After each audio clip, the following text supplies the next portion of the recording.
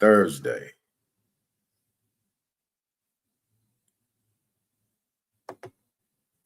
Hold on, man. Let's start over from the top.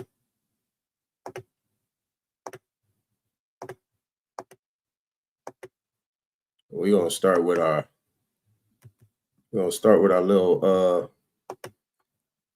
plants and stuff like that, you know, promoting businesses.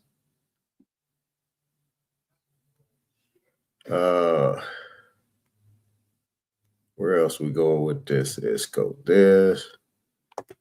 Line these things up.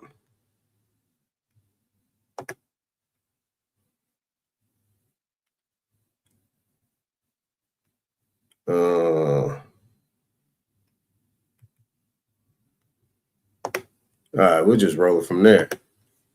We'll just roll it right from there. All right, let's go.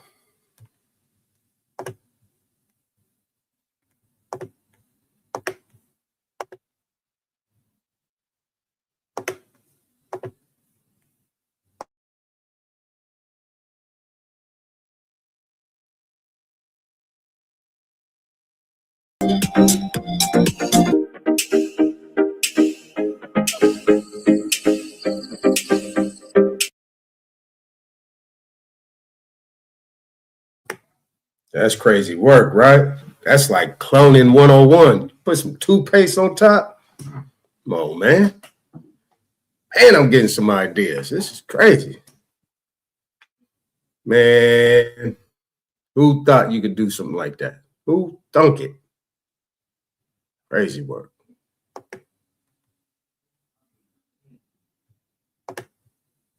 Lugs, the earwigs, and the roly-polies. But this little cup right here, this little yogurt cup, it's going to change the game. Let's go down here and we're going to check our first. It's going to change the game. You got to like our people, man. He's showing styles and killing slugs and worms and stuff. Man, you got to have some style doing everything. Boy, we just can't never not just be bland. This one here, see what this looks like. The roly-polies are biologically tuned to find moisture and sense fungi, which is what we've created when we do the fermentation of our yeast with our sugar and our warm water. Now, there's nothing like seeing firsthand results. Look at that, 3 days, literally cleared the whole bed out. All of that is roly-polies. Our little Dollar Tree yogurt cups. You can make it look all pretty if you want, but you want to make it large enough to where even if you have snails in your garden, the snails are able to get in there as well. Tablespoon of our yeast, tablespoon of our carbonado sugar. Pour that warm water up to the line here. So we're going to crush these up, add them back into the soil, and those same nutrients that they took away, we're going to be giving it back. Yeah. Major work. Easy work. You ain't got to go to Home Depot. You ain't got to buy $50 worth of stuff. You got right there natural ingredients. The something's going in on the brother. It's like it. Wait a minute. Pass that one up. I call this the lock-in method, but it's called viennoiserie, lamination, all those fancy terms. But we're just going to put the butter inside the dough. So this process, it creates the layering of the croissants. When it's done, it has about like 90 layers of dough, butter. I specifically wanted Jetem Patisserie to be in a neighborhood where people don't have things. Historically, Bed-Stuy is an underserved, overlooked food desert. There's no fresh produce. There's no good grocery store. So it was super important for me to make sure that it impacts the neighborhood by providing high quality, fresh pastries every day. This is the croissant, right? I stretch it, I pull it, and then I just roll it. And when I'm rolling it, I'm trying to make sure that it's a nice, even roll so they sit like, so when you bake them, they just like, when I first opened in 2023, I was selling a butter croissant for like $3.75. It's like $4.50 now. I hate raising prices because I really want to be a place that people can afford to come to. Like I have one employee who be like, "Chef, that's too cheap." But there wasn't going to be a moment where someone walked into Je t'aime Patisserie and wasn't able to afford it. What made me decide to accept EBT or food stamps? I kind of knew what my community was dealing with. And it was important for me to accept it and like defy the odds of what people kept this stigma on EBT and food stamps. When I say community, people think I'm always talking about like just Black people, but that's not the case, because what does a food stamp person look like, right? Like, it looks like me, it looks like you, it looks like your friend, like anybody could get food stamps. Like the people who use EBT, they're so thankful. And they're like, I wouldn't be able to afford this if you didn't accept EBT. People thought that accepting EBT was going to actually ruin my business. A lot of people were like, oh, you don't want those type of people in your store. And I was like, those people? You mean my mom, my sister, my cousin, my friends? Like, those are my people. I think it was more so like, I want to prove you wrong. In the span of 3 years, we have quadrupled our sales, and everything I have gotten is because I accept all type of people in my store, even EBT holders, SNAP holders. Now that the red velvet croissants are done proofing, I'm just egg washing them a little rustically, and then we're gonna pop them in the oven, and they bake at 325 for about 15 to 20 minutes. I also don't want to burn myself. So this is the chocolate hazelnut cremeux. Cremeux is just a fancy name for pudding, because it's just chocolate pudding. But they got to make it sound French and fancy, so they say chocolate cremeux. I gotta stop cursing. She had to keep it real. Huh? She had to keep it best style New York. She had to throw some F-bombs in there, huh? That's right. When it comes to opening up a business, people are so money driven. I'm not money driven. Like, I'm trying not to cry.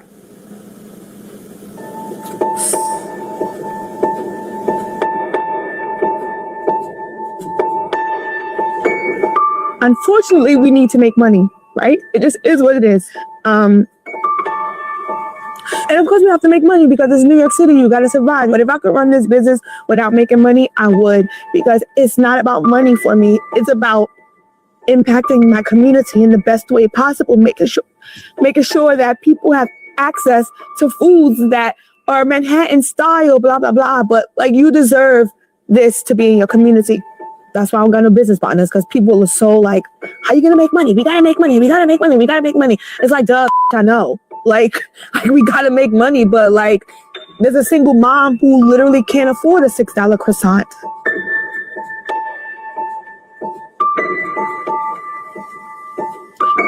I do need help. I do. I'm not going to lie. I do need help, but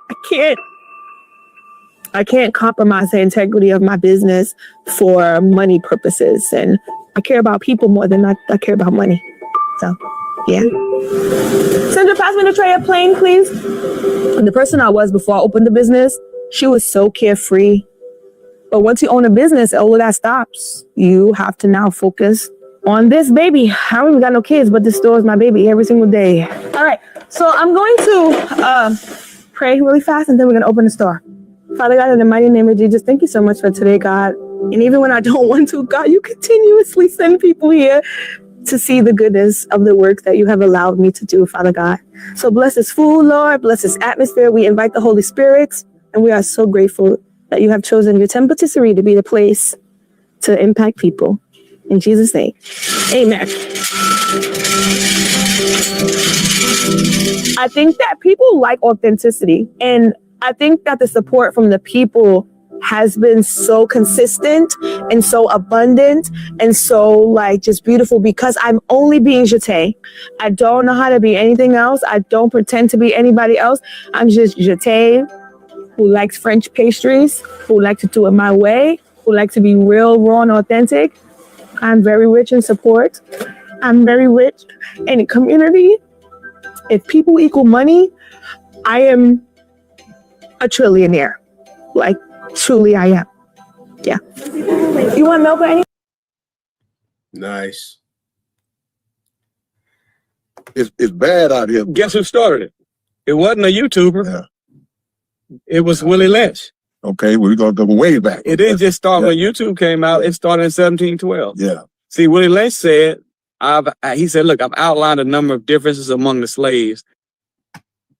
Is this look like, is this got to be Farrakhan's son or something? He looked like Farrakhan.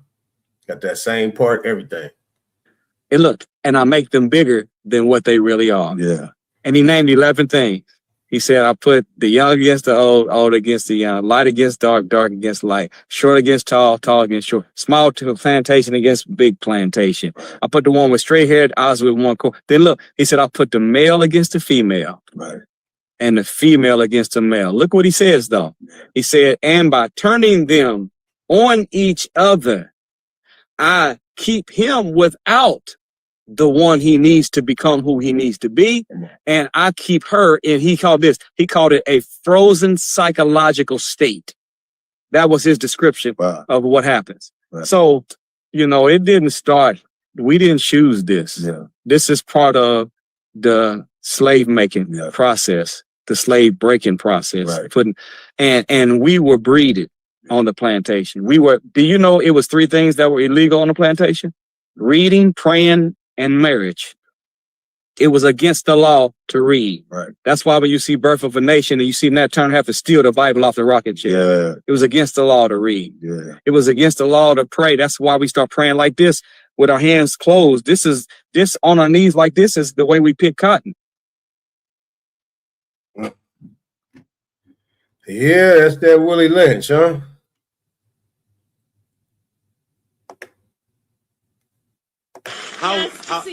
How long have you waited for that kiss? Oh, I don't know, years Really? since I was little watching Price is Right. Yeah? Yes. I've been waiting for it myself, I have a feeling. No. Everybody used to watch Price is Right back in the day, but I don't think people knew this. Be patient. Watch this. All right, now listen, Denise. I beg your pardon? You look great. I couldn't hear you. You're very handsome. Thank you, Denise. There's no sense of going on with this game if you have anything else you wish to say. Denise, whisper in my ear, how old are you? Just right. All right, now. $1,000. Move it up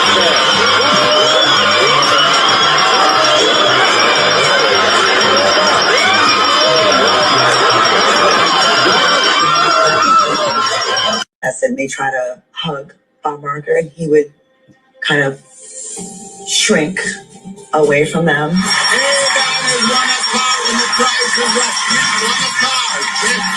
Don't attack me. Don't touch me. How shitty is that?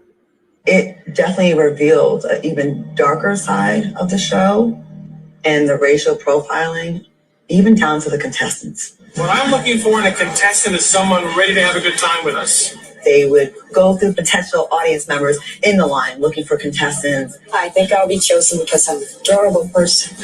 There was stereotypes that were definitely pushed on the show. Negative stereotypes of Black people. Like the overweight Black woman, the extra loud, ridiculous person.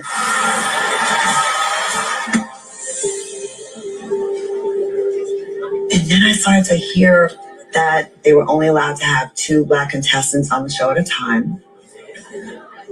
And that was a direct instruction from Bob Barker. And to let Barker know the race of the contestant that's about to come on down, they would have the letter B written on the card. I think he just didn't care to be that close to somebody that was not white. It was pretty sad. Price is Right, huh? Whew. Let's go here so we can take a break from that one. That was interesting. I was like, boy.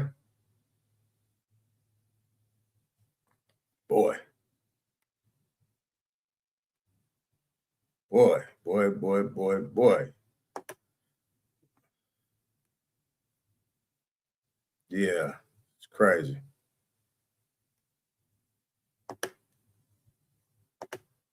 Small diesel tractor. The engine turned over on the first try, no hesitation, no cough, no black smoke.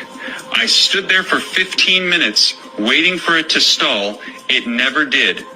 And when I asked him where he bought the fuel, he looked at me like I had asked the dumbest question in Lancaster County. He pointed to a field behind the barn. I grew it, he said. That was the moment everything changed for me. The plant is hemp, industrial hemp, cannabis sativa. And I need to be clear about something right now, because the confusion between hemp and marijuana was manufactured on purpose. Industrial hemp contains less than 0.3% THC. That is the psychoactive compound. You could smoke an entire bale of industrial hemp and feel nothing but a sore throat. The 2018 Farm Bill made it federally legal to grow, process, transport, and sell industrial hemp anywhere in the United States. It is as legal as corn, as legal as soybeans, as legal as wheat. But for 80 years before that federal bill, hemp... You hear that, big dog? Big dog, you hear that? You hear that? Root word? Yeah, man. I know you want that THC, but have some of this too, man. This thing got some, hey. Was treated the same as a narcotic. And the reason had absolutely nothing to do with anyone getting high. It had everything to do with fuel and money. And 4 men who had more of both than anyone else in America. Let me start with what one plant actually does. Because once you understand this, the rest of the story will make you angry. Hemp seeds contain roughly 30 to 35% oil by weight. That oil can be extracted with a simple cold press, the same kind of press people use for olive oil or sunflower oil. Once you have the oil, it can be converted into biodiesel through a basic chemical process called transesterification. You mix the hemp seed oil with methanol and a small amount of lye, which acts as a catalyst. The mixture reacts. It separates into 2 layers. The top layer is raw biodiesel. The bottom layer is glycerin, which you can use to make soap. You wash the biodiesel with water, let it dry, and it is ready to pour into any diesel engine ever manufactured. Not a modified engine, not a special engine, any diesel engine. Because the diesel engine was never designed to run on petroleum in the first place. Rudolf Diesel built his engine in the 1890s in Germany. He filed his patent on the 28th of February, 1892. His paper was titled Theory and Construction of a Rational Heat Engine to Replace the Steam Engine. He called it a compression ignition engine. The fuel he envisioned was plant oil. That's deep. That's deep. That's deep. I thought this was kind of funny. Watch this. Can you do this? I'm coming after you, buddy. I bet you can't do this. I know you talk about how tender the meat is and stuff, you know, it fall off the bone. That's just the meat, right? I don't want the meat. Fuck the meat. Check this out. Let's pull these bones out of here. There go one bone, put it on the bread. There go another bone, put it on the bread. There go another bone, we're gonna put it on the bread. There go another bone, we're gonna put it on the bread. And you see that? All bones, okay?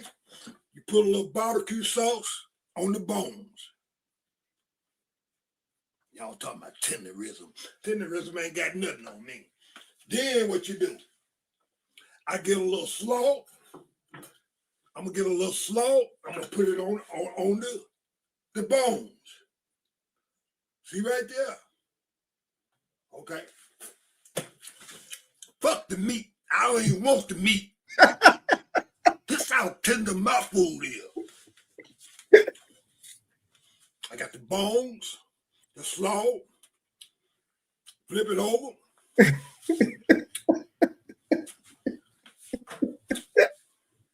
Watch this.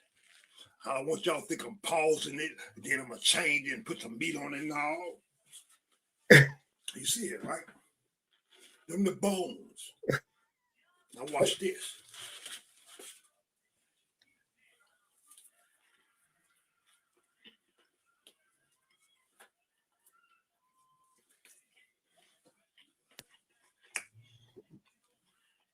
He's smacking.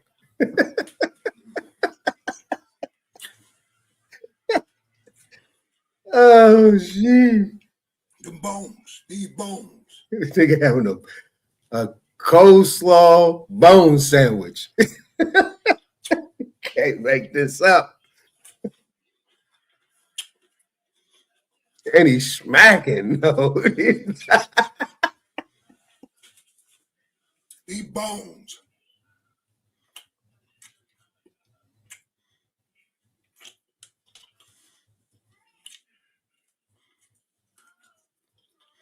These bones.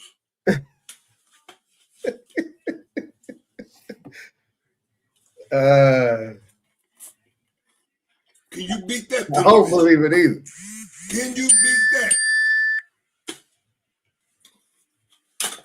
I'm done with it. Can you beat that? Oh, man. Boy. That's crazy.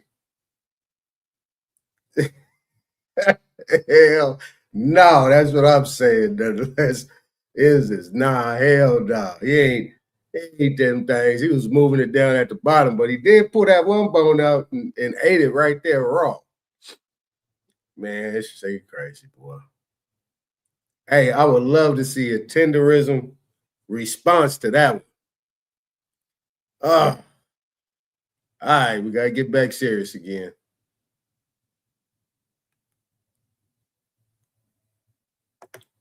Harrison office.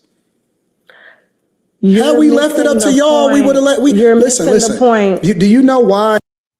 Here's this guy. I don't know why I'm playing this, but yeah, no, I don't even know why I'm playing this.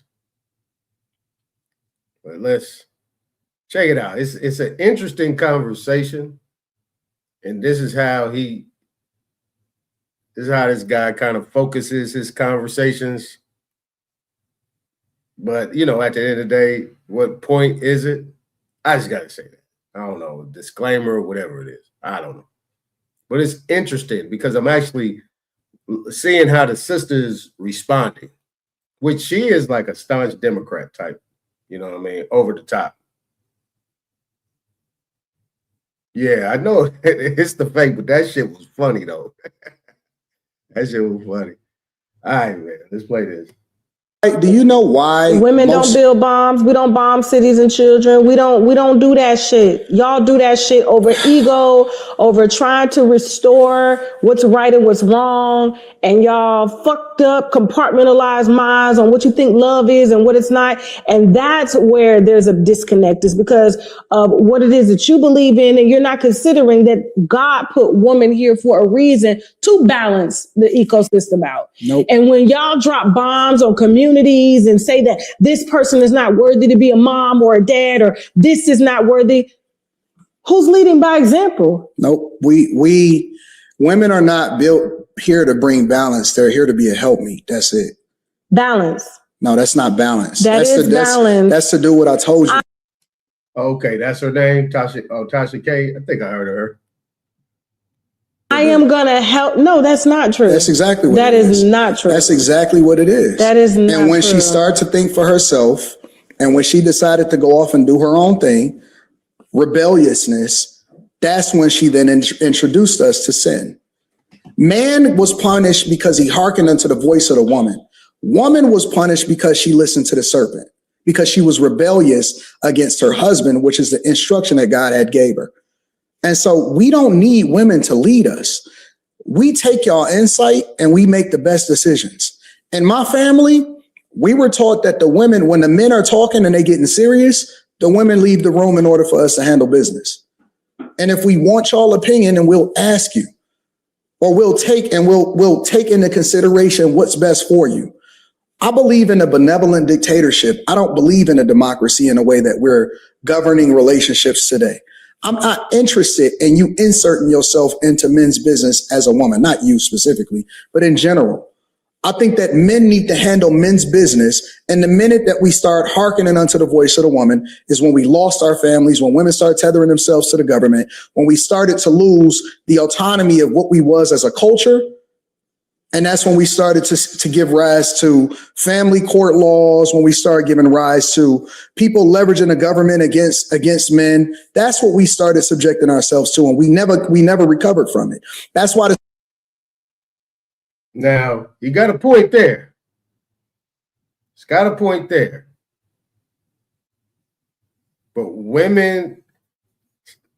But he's trying to tie together. I think he's utilizing women to put them in the front of that issue he's talking about right there. Let's keep going. the civil rights movement was hijacked by feminism. That's why feminism was then turned into diversity, equity, and inclusion by way of the LGBTQ community. That's why now they get the same benefits as black people when they never had to do anything based off of how they identify. It's no reason why the alphabet community should have the same benefits that was fought for from the civil rights movement, which then included white women because they used black women as the poster child in order to get these rights through. Not to say I agree with that. But what my point is that it all came from feminism. That is the core, and that is the thing that then set forth.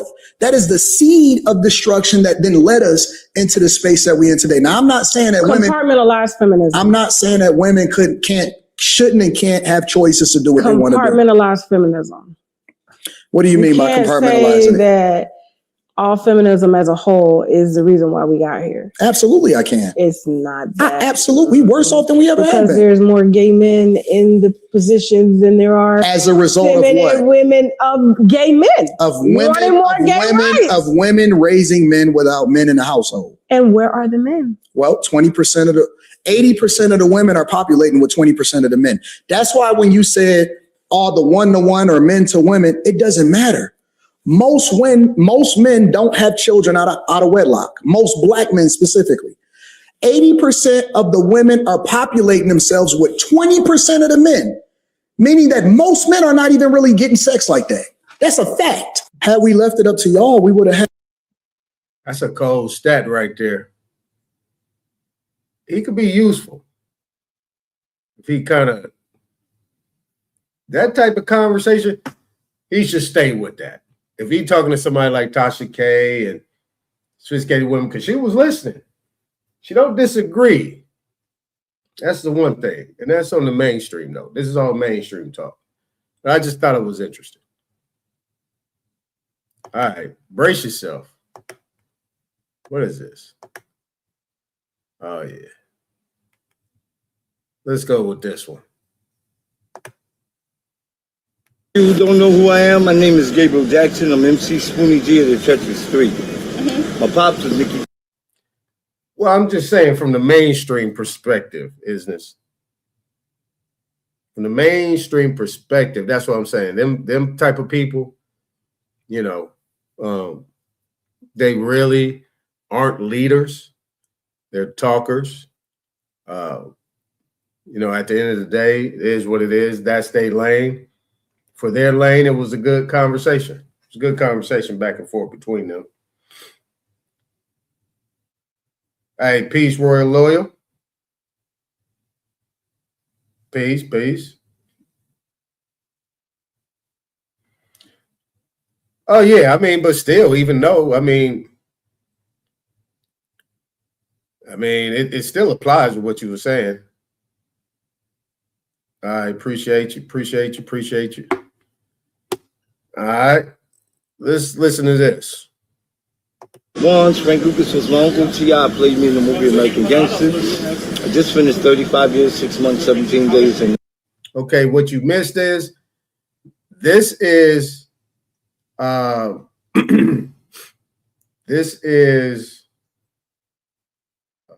what's dude's name?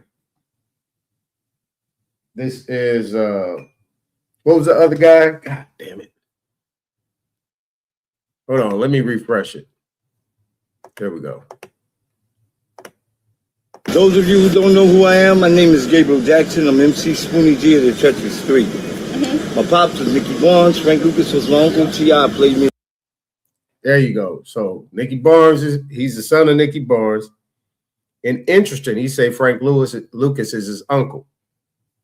So that means they're probably related through marriage, Barnes and Lucas, being that they have different last names. Interesting. In the movie American Gangsters. I just finished 35 years, 6 months, 17 days in the feds.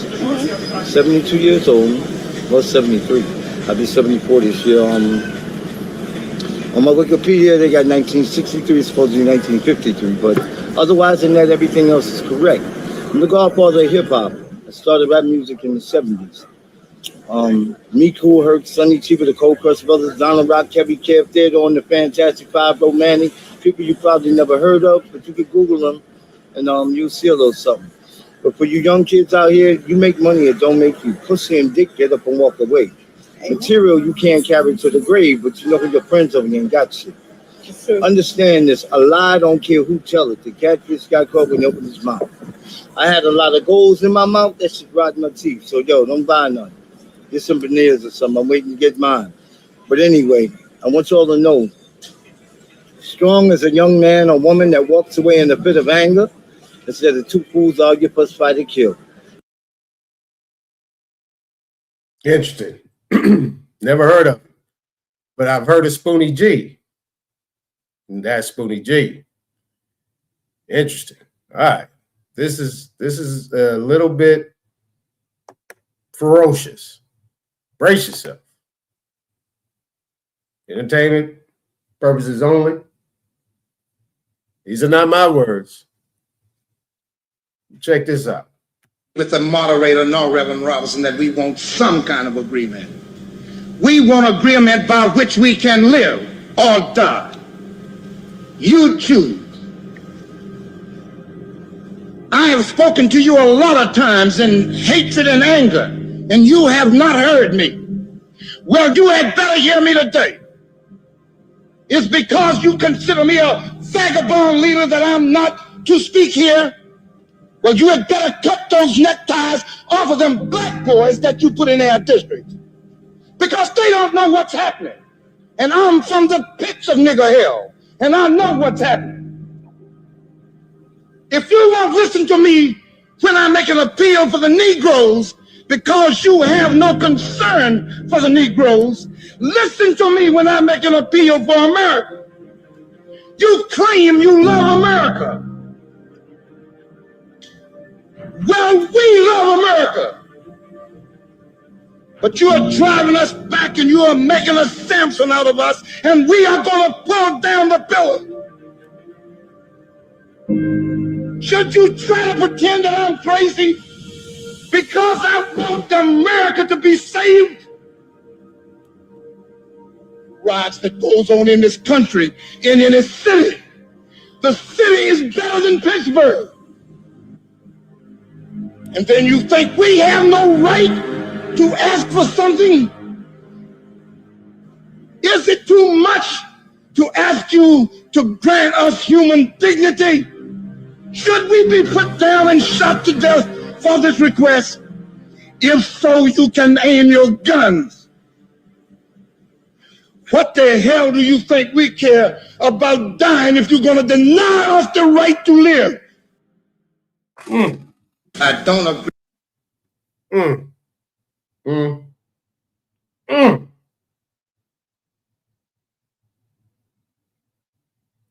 And you can just tell, you just look at, I mean, who is he talking to? Who is he talking to, man?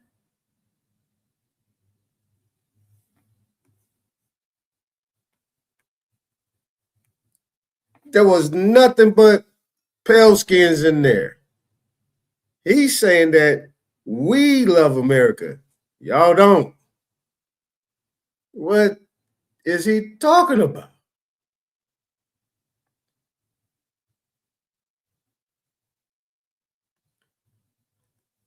That's wild.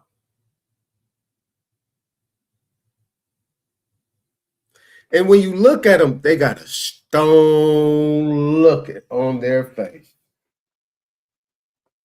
They got a stone look on their face.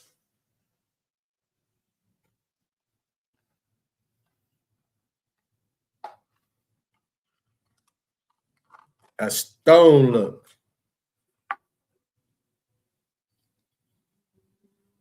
Now, this is in the 60s. Let's go back real quick.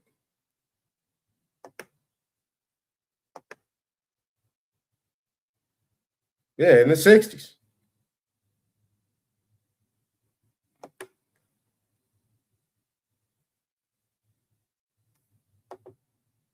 I mean, that right there, when that video came across, when he got the yelling, I went back. I said, whoa.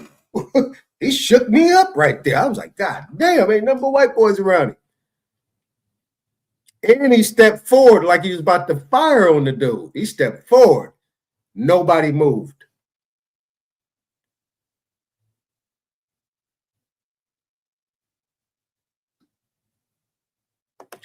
What's going on, everybody? Yeah, that right there, that scared the shit out of me, the way he came. When he stepped forward, I was like, what are you about to do? Hey, man. Man, shit, me. I like this young lady. She's an attorney. That's her website. She says a lot of things. This is the first time I really heard her just go through a little sermon. But peep this, though. $1.5 trillion for war. And America has already paid Hold up. $1.5 trillion for war. And America has already paid reparations to other communities and other groups that were harmed, but never seemed to have the time or the money whenever U.S. slavery is brought up. Well, now the world has spoken. 123 countries at the United Nations recognize slavery as the gravest crime against humanity. So yeah, the time is now for accountability and compensation. Power is never returned willingly. It has to be claimed, and that's exactly what I'm doing. Stand up with me in the largest financial claim in human history, the U.S. slavery class action. To learn more, get all of the details, get all of your questions answered, and to join, go to AneliaSutton.com. I don't DM. I don't send you to any other website. I don't use Telegram, WhatsApp, none of that. Go to AneliaSutton.com only. Only AneliaSutton.com. It's a sin and a shame that I have to repeat myself, but the scammers pretending to be me are out here to get y'all. Okay? Don't fall for it. I don't DM. I send people to my official website only, AneliaSutton.com. Okay? Spread the word and follow for more. Got that? Let me clean out some of these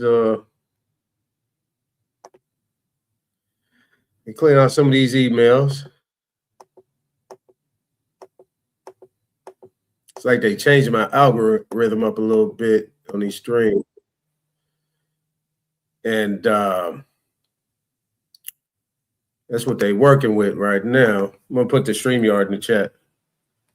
And then, I'm going to do some presentation, but if you guys want to just come up here, we can just go back and forth with it. And talk about it. I want to talk about these foreclosures. See, the slavery part is interesting, right? The slavery part is interesting. It's interesting for the fact that there's many forms of what you would call slavery. But what we're going to do is I'm going to start off by looking at the 1968 Indian Civil Rights Act, 66, 65, and 64. Then we're going to look up the definition of what slavery is. Then I'm going to pull up 42 U.S.C. 1994, 18 U.S.C. 1581, or more or less Chapter 77. All right, 241, 242, 18 U.S.C. And we're going to slide these things together because these claims have to come within, they have to come within the realm of two jurisdictions, the United States and international, right? Where she was talking about the UN. All right. So we got to be able to make that thing flow. I'm going to bring up these other videos that we looked at. I'm going to bring this one up. Boom. Bring that one. Boom. Let's see.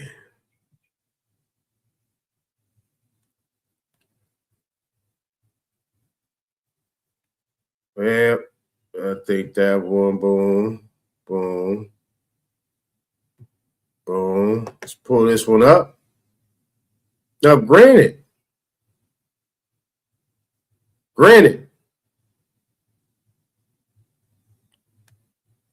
that you have a lot of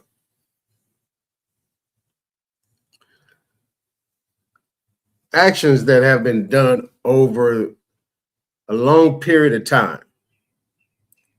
And these videos that you see are videos or clips that I showed yesterday that are over 10 years old.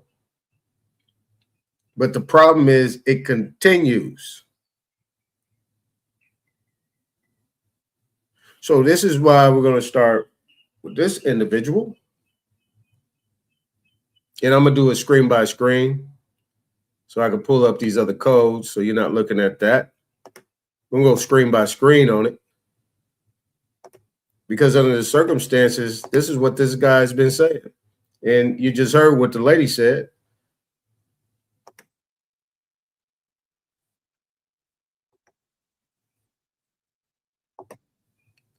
Hold on, cowboy. Just jumped out there on me.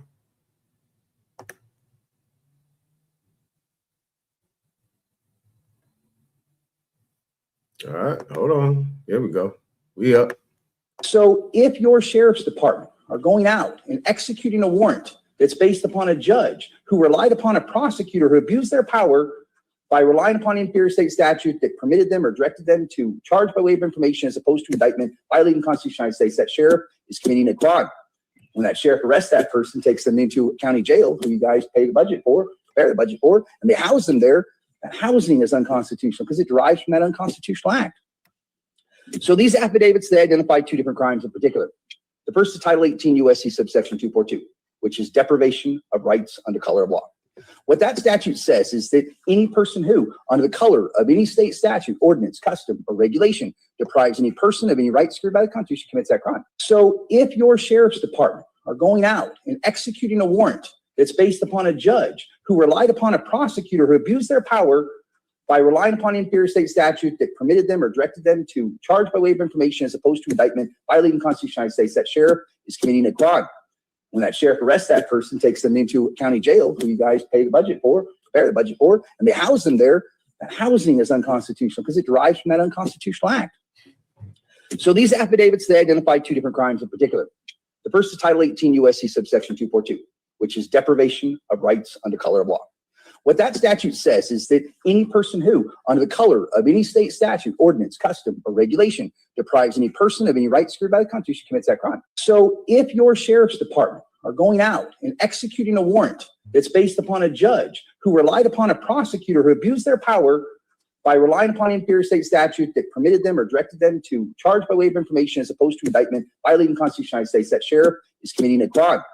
When that sheriff arrests that person, takes them into county jail, who you guys pay the budget for, prepare the budget for, and they house them there, that housing is unconstitutional because it derives from that unconstitutional act. All right.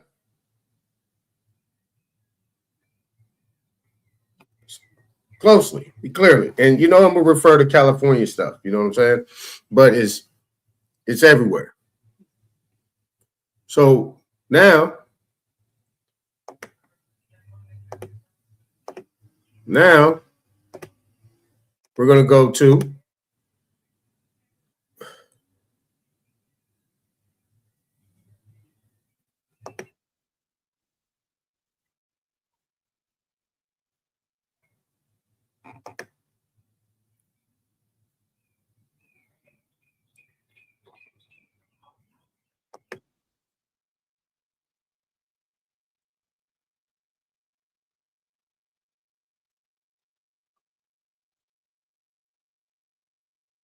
why is it doing that? All right, come on, man. All right. Y'all be patient. I'm trying to get this together, so I'm not looking at the screen.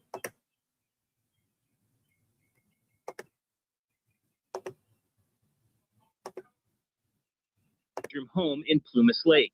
The belittlement that they did to me, it was beyond comprehension. They literally came, people were coming to my front door, knocking on the door and asking to take pictures of my backyard because they understood my house was foreclosure. This week, he got vindication. A jury not only awarded him $500,000 in damages, they came back with punitive damages of more than $15.5 million. Homeowners are still fighting, the mortgage meltdown. Attorneys with the United Law Center in Roseville say the victory should send a message to banks about other homeowners in similar situations. Our overall mission, which has really been led by Stephen Fundos for the last 6 years, has been to try to fight for the little guy. Linza's attorneys say they are already anticipating an appeal, but believe in the end, Linza will not only get to keep his home, the mortgage company will be the one feeling the sting in the end. He did, and throughout a 3-year-long court battle, he feared he was going to lose his 4-bedroom home in Plumas Lake. The belittlement that they did to me, it was beyond comprehension. They literally came, people were coming to my front door, knocking on the door and asking to take pictures of my backyard because they understood my house was foreclosure. This week, he got vindication. A jury not only awarded him $500,000 in damages, they came back with punitive damages of more than $15.5 million. Homeowners are still fighting, the mortgage. We went over this yesterday. I want to bring it back up before I get started.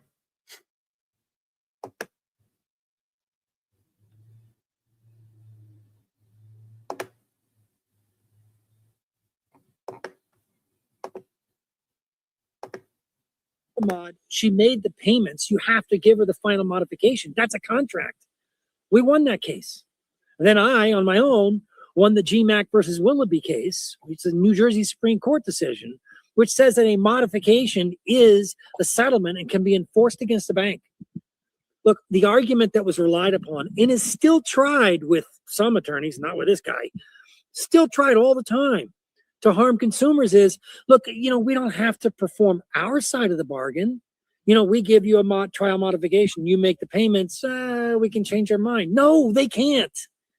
Not only can you defend that argument, but you can also sue on that argument because it's also a violation of the Real Estate Settlement Procedures Act, RESPA, and a violation sometimes of the Consumer Fraud Act. There are so many tools at the disposal of the appropriate attorney who's smart and tough enough to file suit in federal court and take appeals to the New Jersey Supreme Court if necessary to make. I won the case.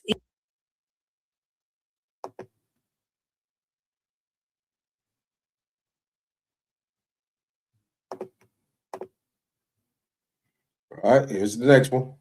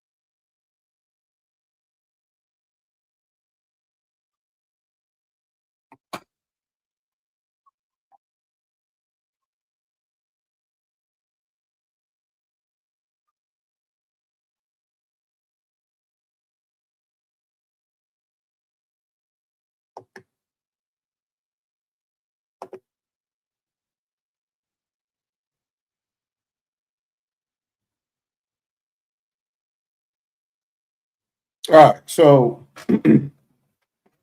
oh no, did that play?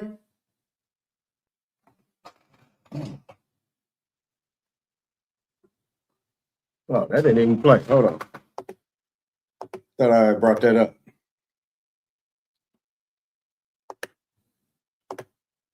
Hold on, I thought I had brought that up. Foreclosure defense attorney. That is a name that lots of people use for marketing.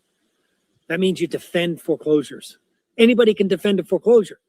I've looked at these websites of these guys who claim to be foreclosure defense specialists. Really? You specialize in filing an answer? I mean, if you look at their websites, they tell you what they're going to do. File an answer, send out discovery, defend summary judgment, and then help you move. Look, this isn't sports. This is real life. In sports, defense wins games. That's not how it works here. Banks don't care about defense. All you do is slow things down. They're a quadrillion-dollar industry. They can stand a little slowdown. What they can't stand is money out of their pocket. That's the problem. That's their weak zone. And that's where most people in New Jersey who profess to help folks in foreclosure don't do their job. I'm a consumer attorney in New Jersey.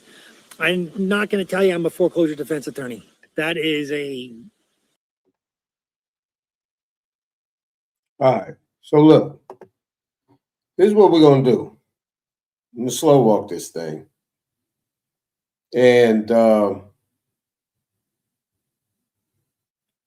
going to go ahead and just share my whole screen so I can move around faster. I just want to show you some codes so you get a clear idea what's happening in California, right?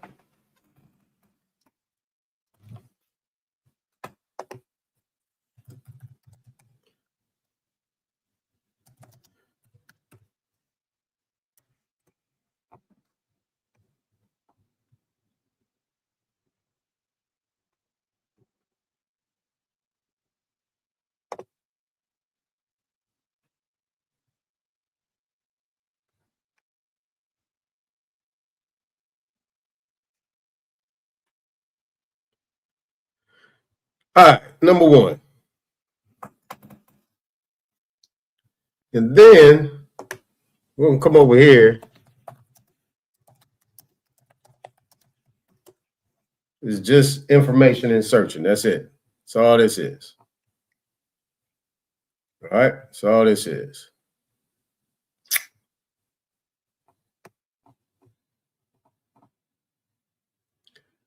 All right, so look, under the circumstances, right, you got sheriffs coming over, right? So when the attorney was talking to that legislation up front, he was talking about, let me see here. All right, so he was actually talking about sheriffs, right? There's something being done that's brought to the court that the sheriffs that the judges rely on. So these, what you would call, how we want to call them, colorable acts, right? So all these acts is colorable. Once colorable happens, then there's nothing.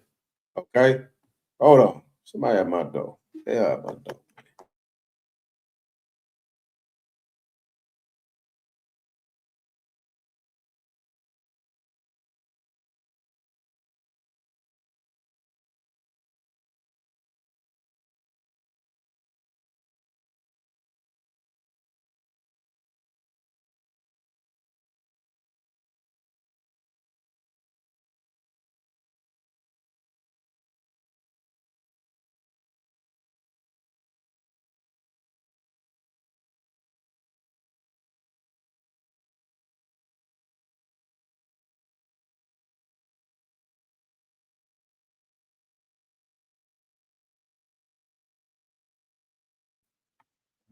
All right, sorry about that. So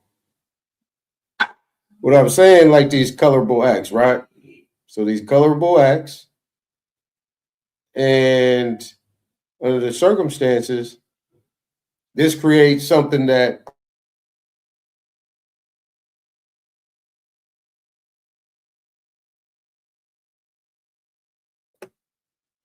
all right, so these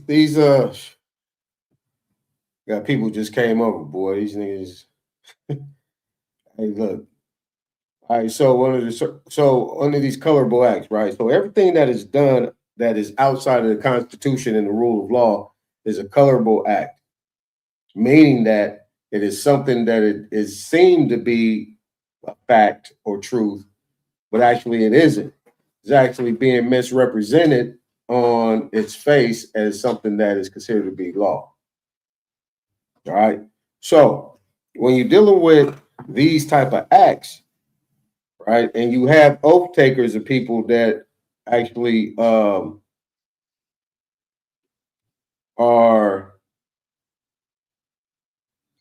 relying on that per se, but really they're not, because they're not reading the law and they're fully informed about what they're fully informed about what they're doing. So once we understand that, then we'll know how to ask the right questions, and then we'll know how to approach the situation, right? So let's get over here to, let me see, yep, my screen is up. Let's get over here to the California Government Torts Claim. California Tort Claim Act, right?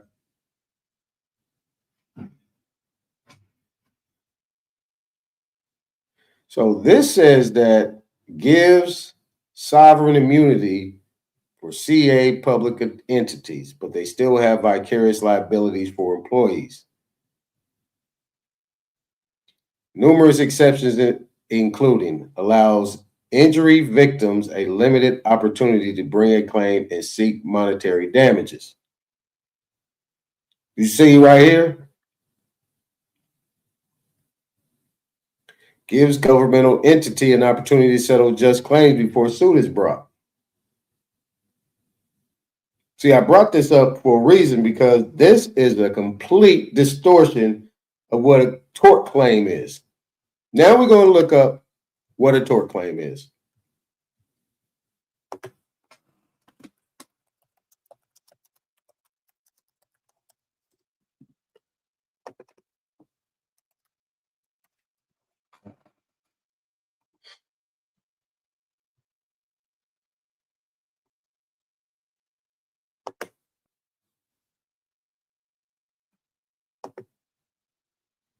All right. So a tort is an act or omission that gives rise to injury or harm to another and amounts to a civil wrong for which courts impose liability. The context of torts, injury describes the invasion of any legal right, whereas harm describes a loss or a detriment that an individual suffers. Now, focus on foreclosures. Focus on foreclosures. Focus on foreclosures. Let's deal with that, because there's nothing else outside of police brutality that is rampant and creates a lot of revenue for the county and the state. Well, for the state, in which the county and the city actually are the ones that actually execute these things and get them going, right? Now, overview. The primary aims of tort law are to provide relief to injured parties for harms caused by others, to impose liability on parties responsible for the harm, and to deter others from committing harmful acts. Torts can shift the burden of loss from the injured party to the party who is at fault or better suited to bear the burden of the loss. Typically, a party seeking redress through tort law will ask for damages in the form of monetary compensation. Less common remedies include injunction and restitution. All right, so this is falling under civil procedure. Now, this next paragraph says the boundaries of tort law are defined by common law and state statutory law. Judges in interpreting the language of statutes have wide latitude in determining which actions qualify as legal cognizable wrongs, which defenses may override any given claim, and the appropriate measure of damages. So this is where your judges start getting liberal.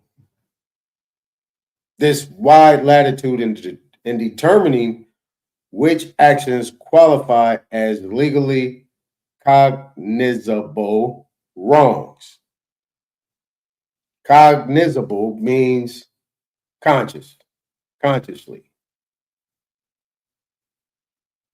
which defenses may override any given claim and the appropriate measure of damages. Although tort law varies by state, many courts utilize the restatement of torts as an influential guide, right? So those, like nonetheless, or anybody looking into that, this is important. The restatement of torts. All right. So that's the tort claim. Now we're dealing with mortgages here, right? Let's look at it from this. All right. So we have a tort action based on a rise that gives rise to injury or harm to another and amounts to a civil wrong, right? Torts injury describes the invasion of any legal right, because eventually, once they foreclose on you, this is unlawful detainer court. Non-judicial foreclosure actions in California. Okay. And what happens is they go do an auction. They promote it as if it's on, like the courts have something to do with it, because they always have these auctions either at the city hall or they have it at the court steps. So it's like when you walk up the steps, you go into court, they're actually having it right there. Now, any sheriff there that's at the court, they ask, do you have anything to do with this? Nope. Court ain't got nothing to do with this. They just use this because it's a public facility. So usually they use these areas as a shield or a veil, like it's actually connected with the court or some, what you would call governmental entity or location. But it's not.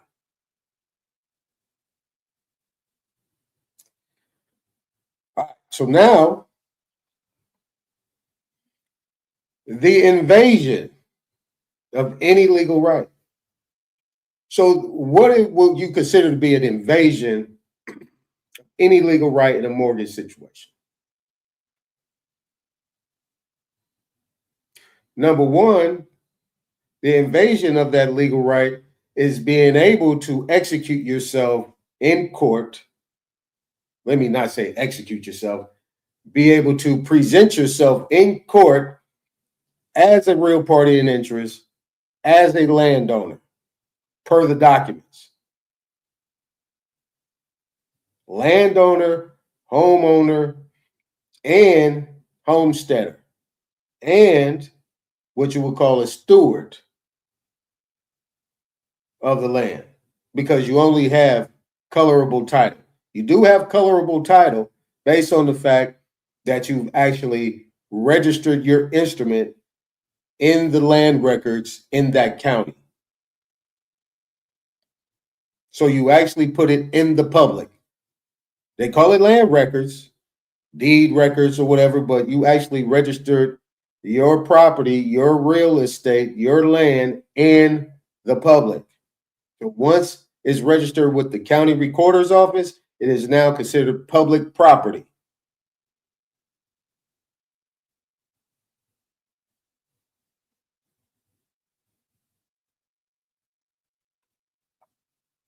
Okay?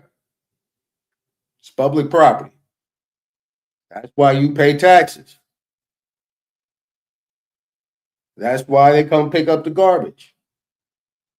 That's why you pay utility bills.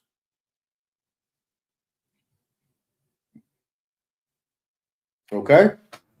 Simple as that. Not rocket science. Simple as that. But this is why I say, if you own a house, or if you have interest, let me say it like this from now on. If you have interest in the land where you're at, with the dwelling on top, that you call a home or a house. If you do not, if you know somebody that owns that, that's an immediate family. I ain't talking about friends or whatever. That's just a friend that you know that's like a brother or sister. Get every single document that created that transaction for you to be able to have that land. Number one, the grant deed. Now, I'm pretty sure, depending on the whole 50 states, I'm only talking about the 50 states, that 98% of all people who consider themselves to be homeowners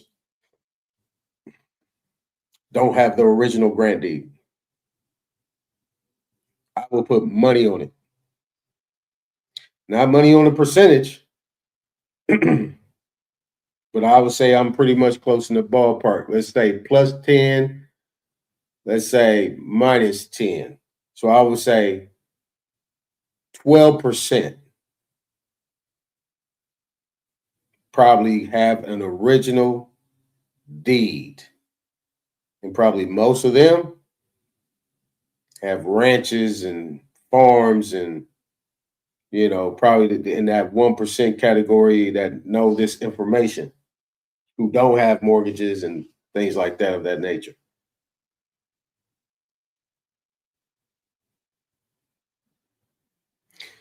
So you will have to have that in your records. And sometimes a lot of people don't even have their grant deed. So let me dwindle it down to just our people, right? Our people in the last 30 years. Let's just go to the last 30 years. So that is what? 1996.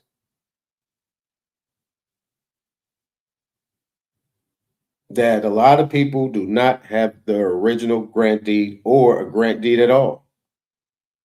Let me tell you why. The reason why is because escrow and title and the real estate agents are doing everything. Depending on what state you're in, like Georgia, you have to hire a closing attorney. Yeah, a lawyer has to be there. And most of the time, they're doing all the work. Nobody seeks to ask for the original.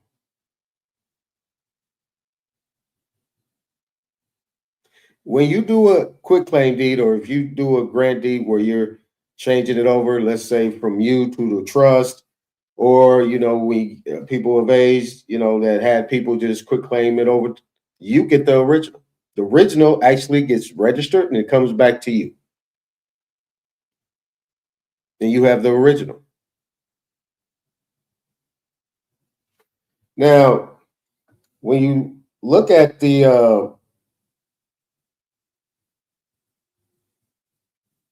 grant deed, when you get it, you want to check out the language in there.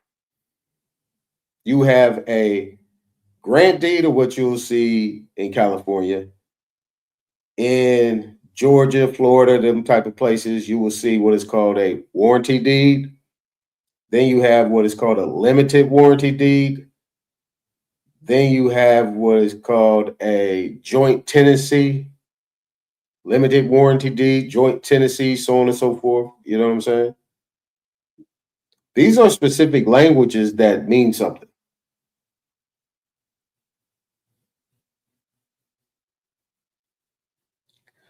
I'm not telling you which one is the one you want, but you should look those up. Now, the other thing that you need to have is your deed of trust. Or that's California. In Florida, might be like a security deed. Some say mortgage. No, they have all these different things in the judicial states, right? Florida is a judicial foreclosure state. That's why I'm using Florida. They actually are a judicial foreclosure state. That means you cannot do nothing until you go to court and get permission to foreclose and all that stuff. So California, you don't have to do all that. Now, going back to the grant deed, right? Going back to the grant deed,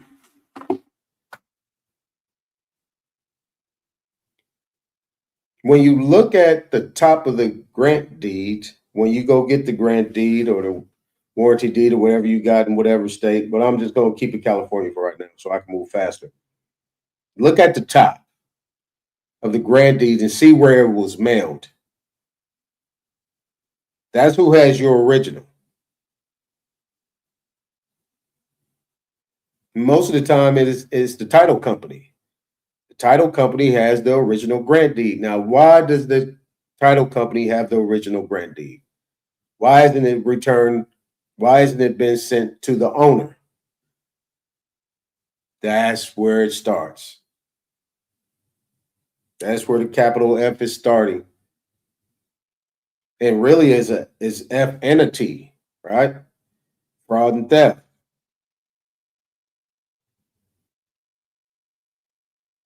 And the title company is involved because they move you so fast. Everybody been through that experience. Everything is fast. You're super excited. It got you hyped. And you all thinking about this. And they're like, yeah, sign here, sign here, sign here, sign here, sign here.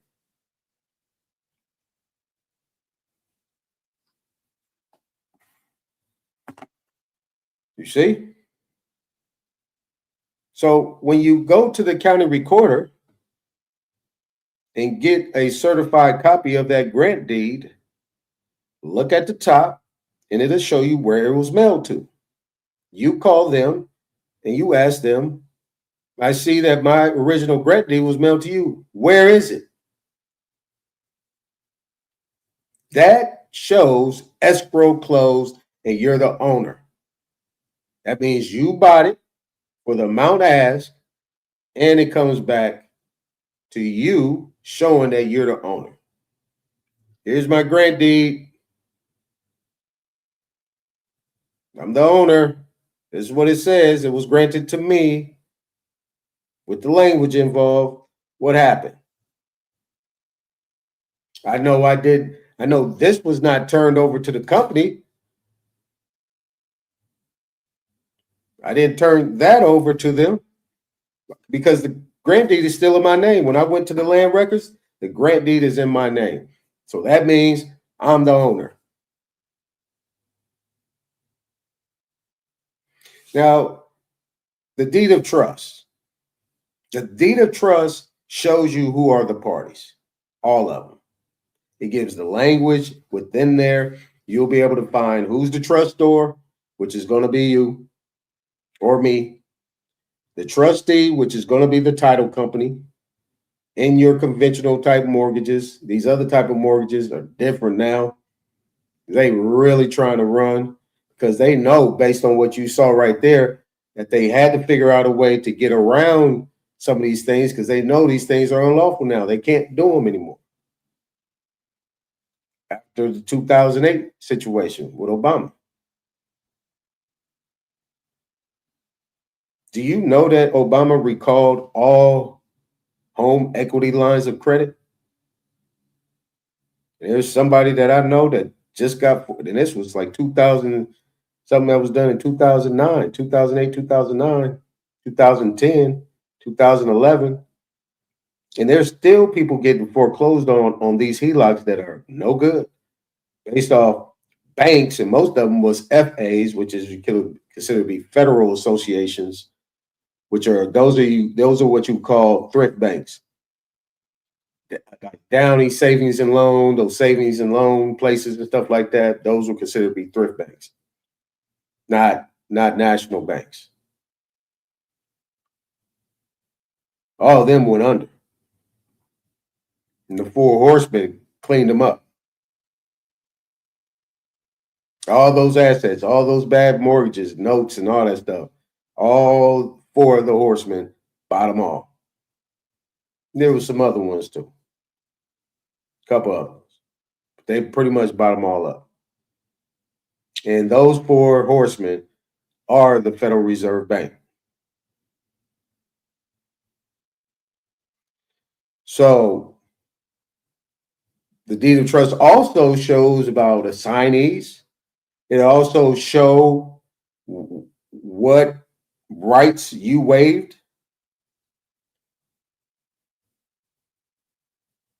One of the main things that they hide in there is your right to a jury trial. That's where one of the main waivers come in. You're waiving your right to a jury trial. What that means is you just now waived your whole entire constitutional protected rights. Just in that little language right there.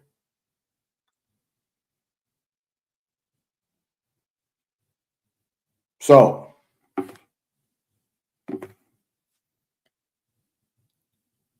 the other thing you want to look at is covenants. We know what a covenant is. What is a covenant?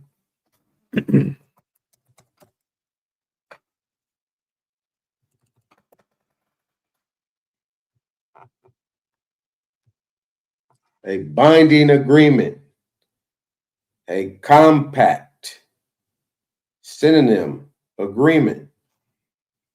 2, a condition in a contract such as a deed or lease. Non-performance or violation of which gives rise to a cause of action for breach. Number 3, a contract. So if there's covenants in that deed of trust, which it is, that's how you know you have a contract. So in a contract, performance or non-performance is supposed to be on both sides.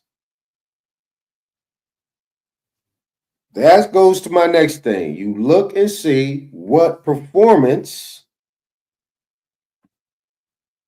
the other side, what you would consider to be called the lender, the bank, has.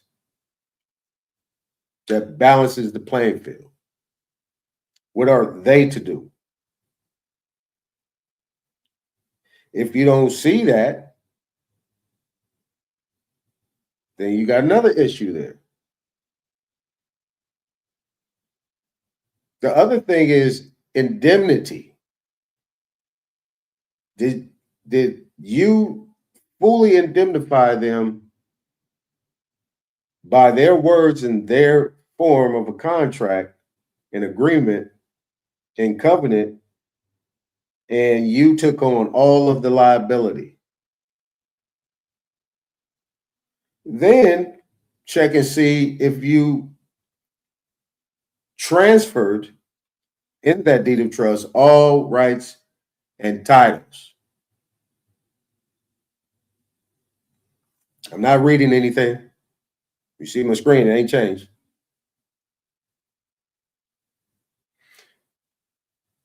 Then you want to look and see how many signatures are on there. So when you go down to the land records or the county recorder's office, like they call it here, you want to get a certified copy of your grant deed. You want to get a certified copy of the deed of trust. And that deed of trust you want from when you first got it. If you did any assignment, not assignments, if you did any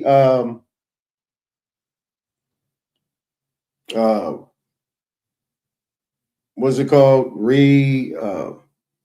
Refinancing. If you did any refinancing, then the other one was paid off, and then you will have another deed of trust.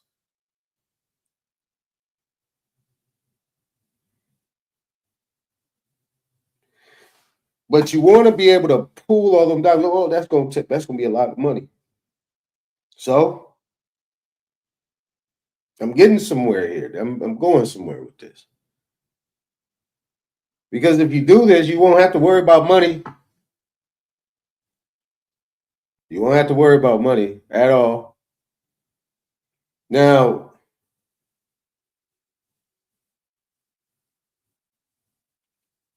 once you get that, if your name is the only one on that document, then that's not a bilateral contract. It's not a covenant. It's not binding. And performance, right, is you. You got to perform. Once you look at that, you'll know that you're the only one performing. Because throughout all this time, you've been making payments on that mortgage. What has the bank done? What have they done? Well, they gave me $250,000 to go get that house. They gave me $1 million to go get that house. They gave me $500,000 to go get that house. They did.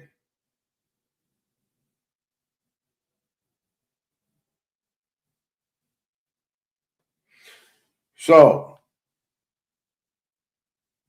once you have that, then you'll go to that same title company that's on that deed of trust.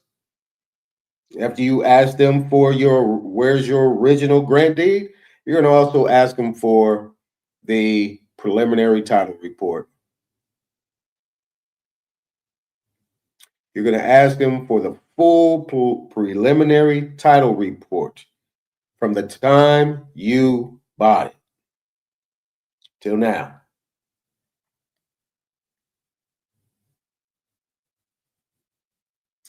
The other thing you want to do is pull all three of everybody gets a free one, all three of your credit reports from them three so-called credit agencies, because they're not bureaus.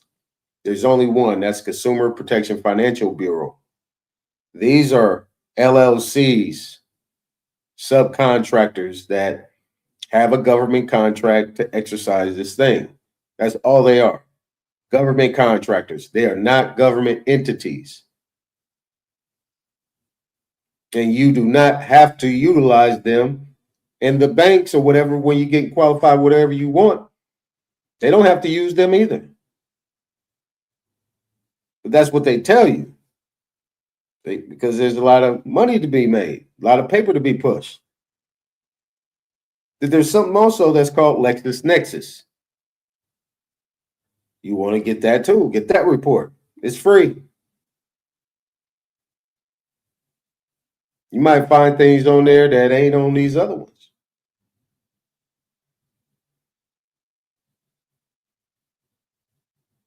Then you'll be able to match everything up and see what's actually going on, what transpired from one end to the other. Now, here's where you get into the issues.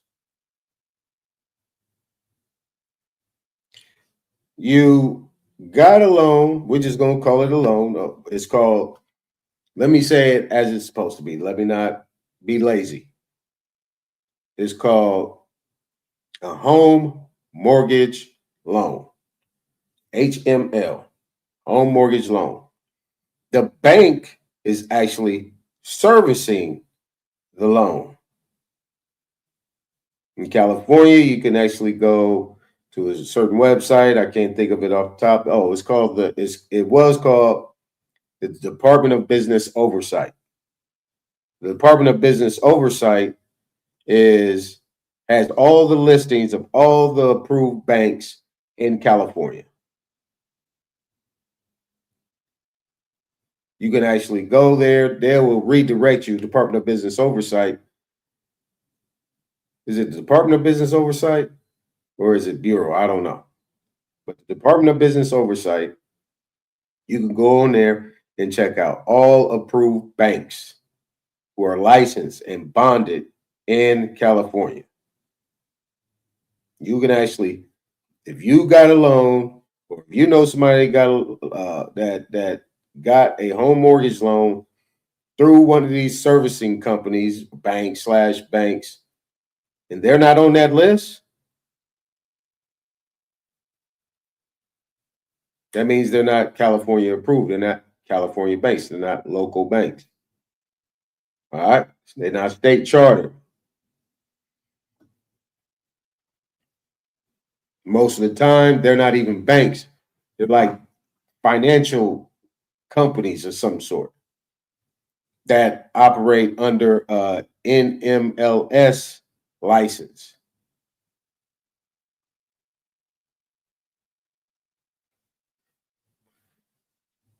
All right. And then they have brokers and real estate agents all within there with licenses as well.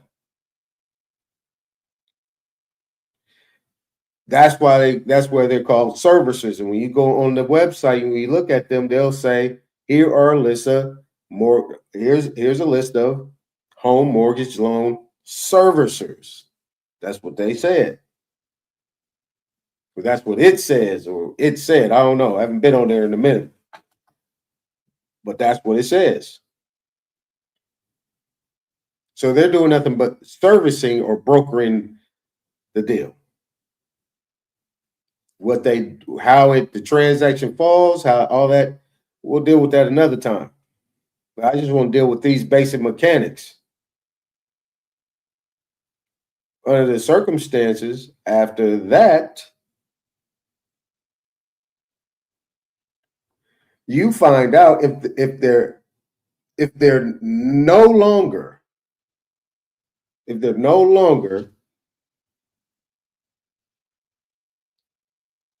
collecting payments from you, right? Because you got to make your monthly payments. If they're not making payments, I mean, if you're not making payments to them or they're not collecting payments from you, and somebody else is sending you bills, billing statements with their name on it saying, now pay us, then that means that the previous bank sold the contract. Because it's a note and a mortgage. A note is a promissory note. A mortgage is a pledge. So nobody really pays attention to that. You might get some random letter from some company saying, well, we have now bought this note from, we have bought this mortgage or whatever they might say from, Bank of America, and you will now be paying us. You know what people usually do? Fold it back up, put it in the envelope, put it to the side. Or they tear it up and throw it in the garbage as junk mail. Well, what they don't do is call the company. Yeah, I just got this letter from you. You saying you now own the mortgage and I got to start paying you now? Yeah. Okay, well, when was I going to be notified? Well, we're notifying you now. Oh, well, I didn't agree to that. Well, it just happened. That's just the way things work here. Well, don't work that way with me. What I need you to do is I need you to send me everything, like immediately. I'm giving you 10 days. Until then, you don't get a dime. I need to see what transpired, how it was done, what was it? It's an assignment. Okay, well, I need to see the assignment contract. I need to see the paperwork. I need everything. You got 10 days. Do not contact me. Do not send me anything until you do.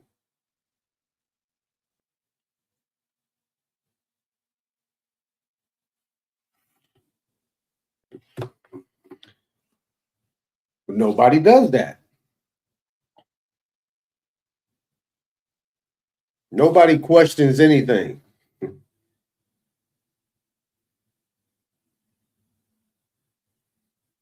Now you're paying these other people, and now this other company has done what?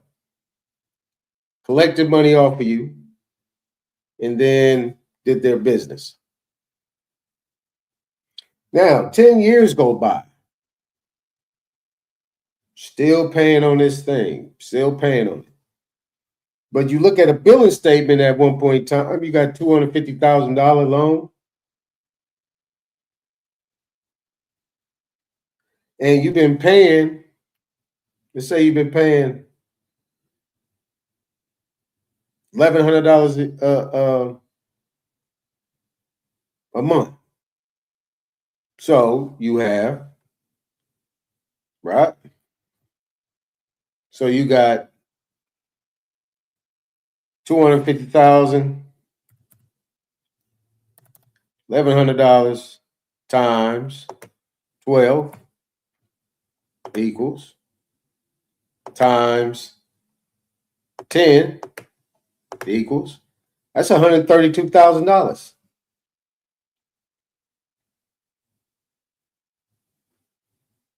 Right? That's $132,000. You got a home mortgage loan for $250,000. So that means you owe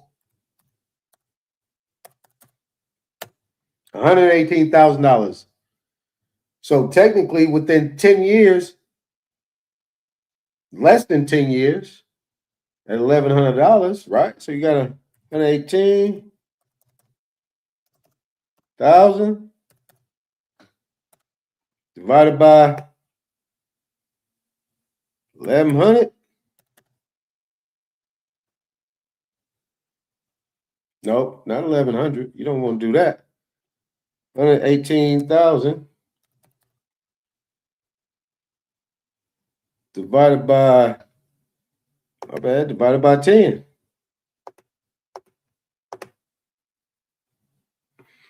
That's $11,800 a year that you can pay, right?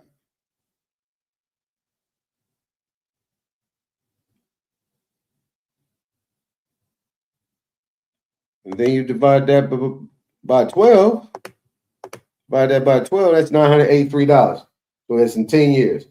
And at $1,100, because you pretty much about $100-something over that. In 10 years, you should be done. But don't work like that. You should owe $118,000, but you look at your billing statement 10 years later, January 1st. 10 years later. And it says you owe $200,000. You're like, wait a minute. I've been making all these payments.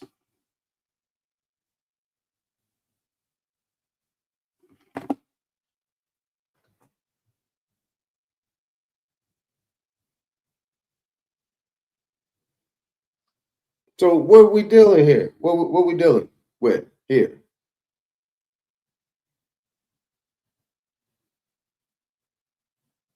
So let's just say usually the mortgage is 30 years. How about this? You're paying $1,100 a month.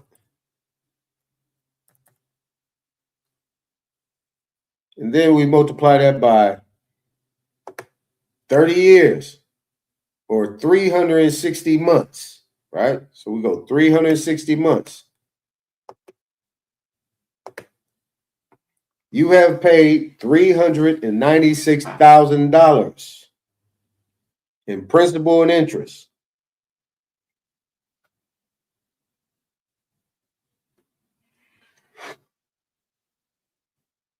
So, where did the other $146,000 go? Where did the other $146,000 go? Now, The other thing, and that takes me back to the deed of trust. The other thing you want to look for is when is the maturity date? Meaning, how long does this contract last? Most of the time it's 30 years. Sometimes it's 15 years, depending.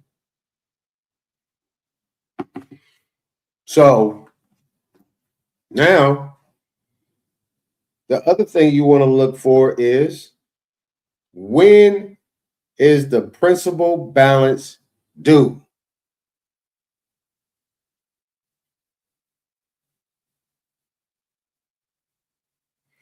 All right, that's another thing you want to look for. When is the principal balance due on that deed of trust?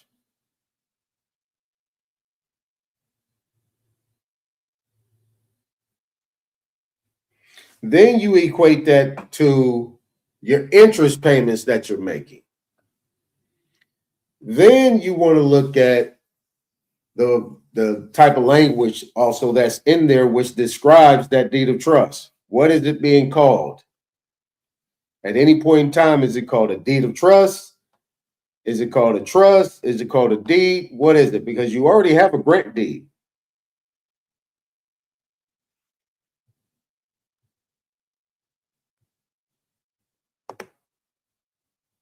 So let me take this down a little bit so I can change over screens right here. And let's go to my ChatGPT.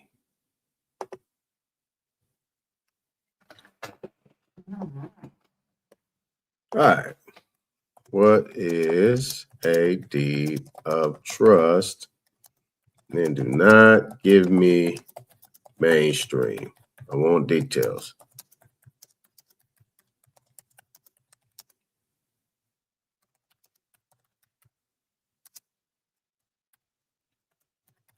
Deed and trust.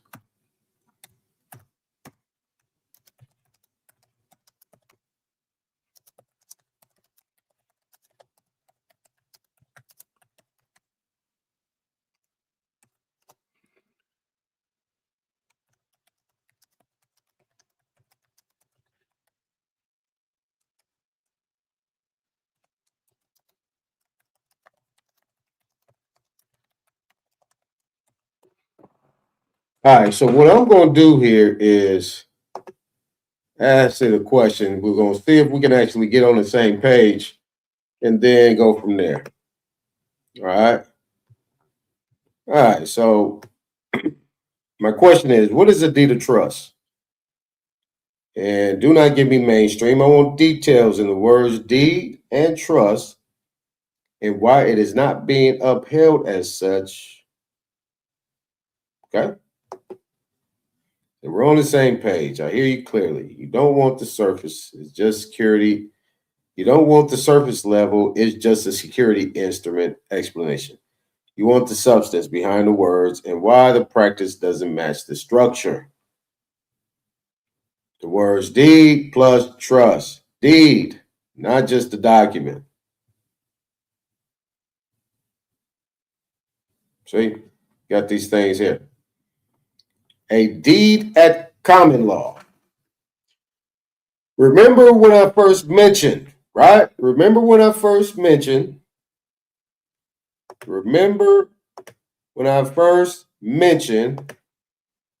tort. The tort claim. Tort claiming common law. Right? Remember, a deed at common law is a written conveyance executing the formality, signature, delivery, acceptance that transfers an interest in land. Key point. A deed is not just evidence, it is the act of a transfer itself. I'm not going to interpret, I'm just going to read. I want to get ahead of this thing. I want it to do its job.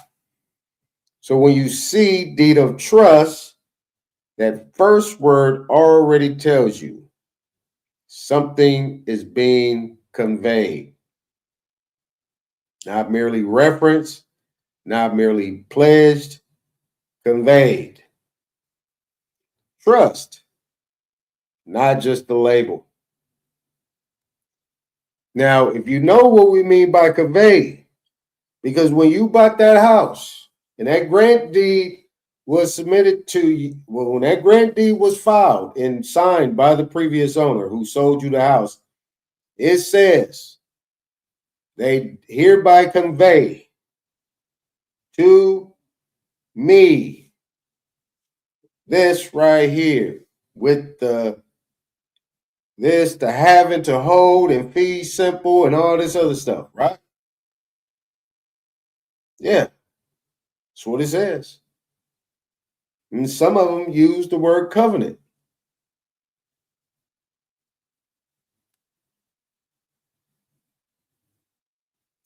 All right, so a trust, and you see you got some things right here. I could click on these. A trust is a fiduciary relationship involving trustor, settler. Now, have you seen my previous presentations that I've shown in corporate juris secundum, banks and banking, special deposits, definition of what a donor is, and the settlor, and all the tidbits, right? Remember, a donor creates a trust. Do I need to go back and look at that? All right. I'll pull it up if time permits. Trustee holds legal title. Beneficiary holds equitable interest. The core rule of trust law, the trustee must act solely in the interest of the beneficiary. The trustee is neutral and fiduciary bound. What a deed of trust actually says, when taken seriously, if you read it literally, not industry interpreted, the borrower trustor conveys legal title to a trustee to be held in trust for the benefit of the lender.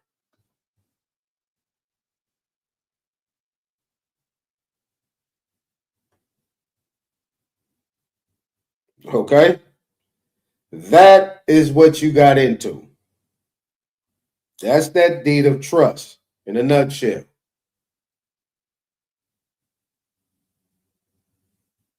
So you conveyed legal title to a trustee, and that's the title company.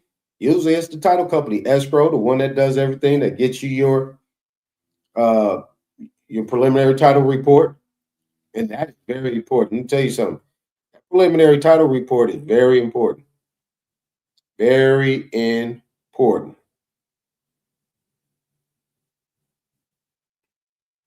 So,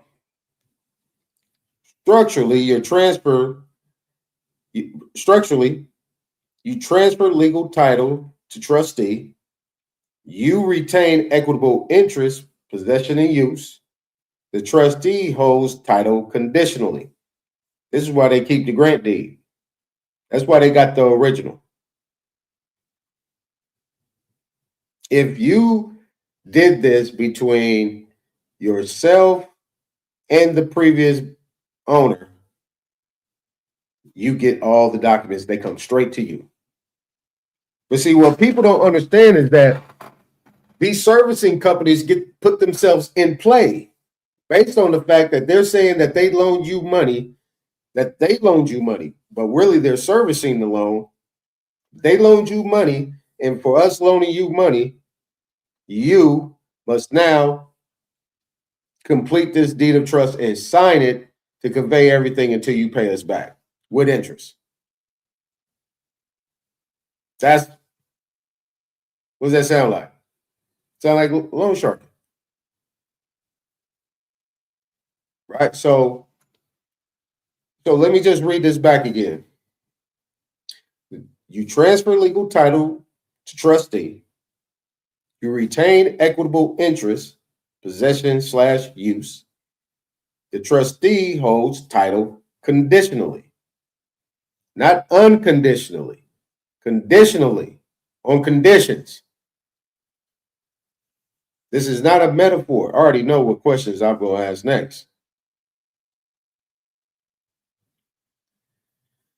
It is a split title arrangement.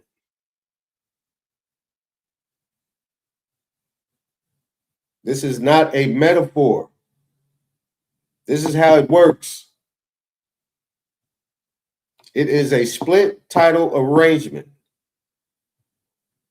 where the system breaks from the words. All right. So this is where things get a little, where they get to wiggling. Here's the contradiction, and this is where your instinct is correct. The trustee is not acting like a trustee. Number one. In real trust law, trustee is neutral fiduciary, cannot favor one party over another. In practice, non-judicial foreclosure, right, what I was talking about, California, trustee acts at direction of beneficiary/servicer. Processes foreclosure without independent verification, does not protect the trustor, which is me. That contradicts the very definition of a trust. The deed is treated like a lien only. Like a lien. Courts in industry often say it's just a security instrument, but the language says grant, convey, transfer. Those are conveyance words, not lien words. So we have a mismatch.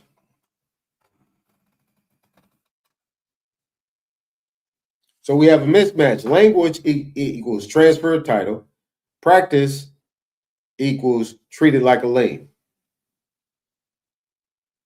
So if it's a transfer of title, that's one thing. It's conveyance. Practice equals treated like a lien, meaning that they're able to encumber the property and put a lien on it. So once they put a lien on it, they can leverage that as collateral. We'll get into that too. I like ChatGPT. Shit, I ain't got to work that hard. Okay, see, the trust relationship is ignored. If it were upheld as a true trust, trustee would owe duties to both parties. Trustee would verify default validity, beneficiary authority, accounting accuracy. Instead, trustee records documents and proceeds. No meaningful fiduciary oversight. That's not a trust, it's administrative execution. So one-sided. Now, this is the non-judicial foreclosure process. But right now, I'm really talking about the deed of trust in the beginning with the title company. See, this is where I know I'm going to come back and ask that question.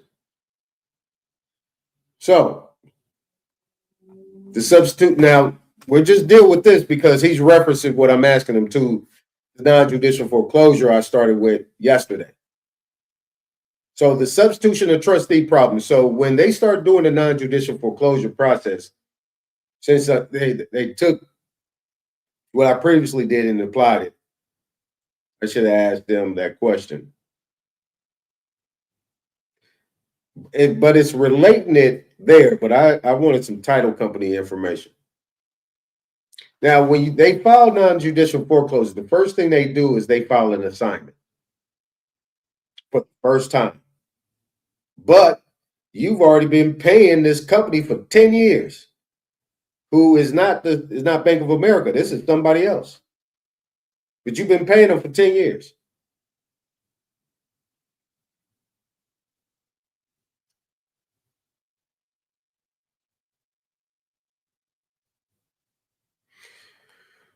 So 10 years later, let's say you say I ain't paying you no more.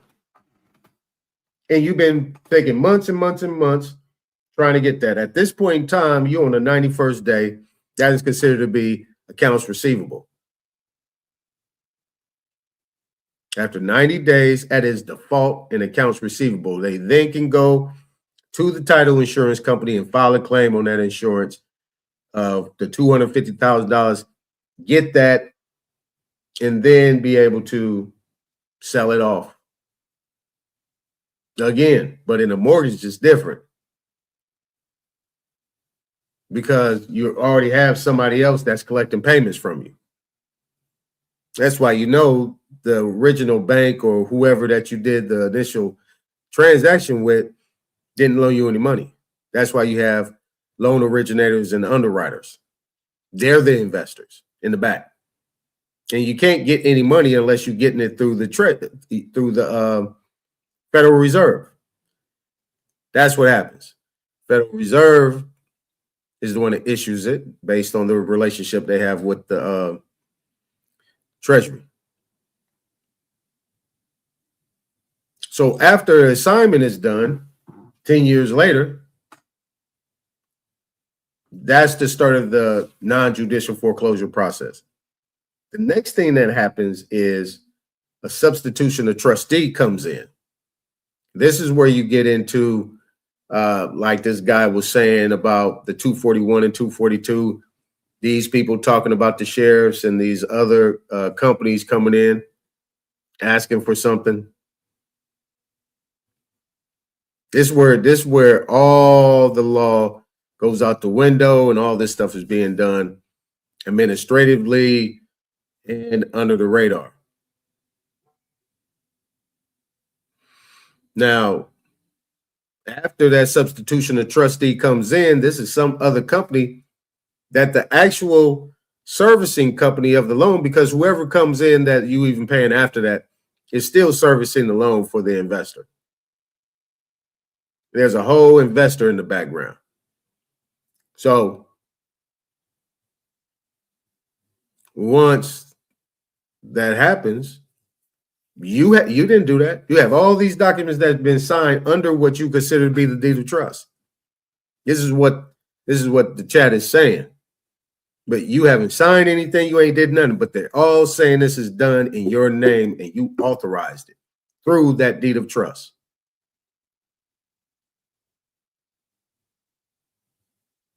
After the substitution of trustee comes in, after that, they send a notice of default.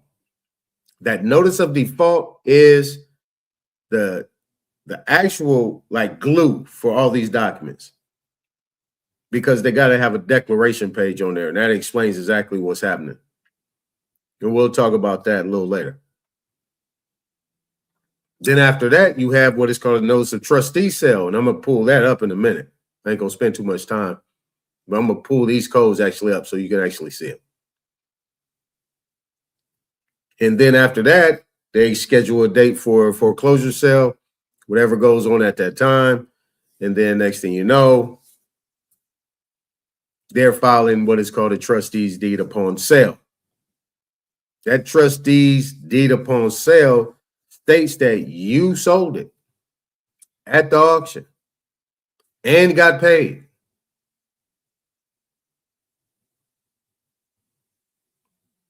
And it was bought and paid in lawful money. All right, so let's continue to read this. All right, so substitution of trustee problem. Trustees are swapped out by the beneficiary at will, often right before foreclosure. In real trust law, you don't just swap trustees casually without scrutiny. That undermines the continuity of fiduciary duty. And I'm going to read that again. Under American jurisprudence, what is fiduciary duty? What is fiduciary responsibility? So it undermines continuity of fiduciary duty, integrity of the trust relationship. Right? So it undermines integrity of the trust relationship. Why it's not being upheld as a true trust? This is the deep layer. Reason one, efficiency over fidelity. Non-judicial foreclosure systems like California prioritize speed and volume. Cannot function if trustees act like true fiduciaries. A real trustee would slow everything down. That's what I'm saying. Reason two, recharacterization by courts.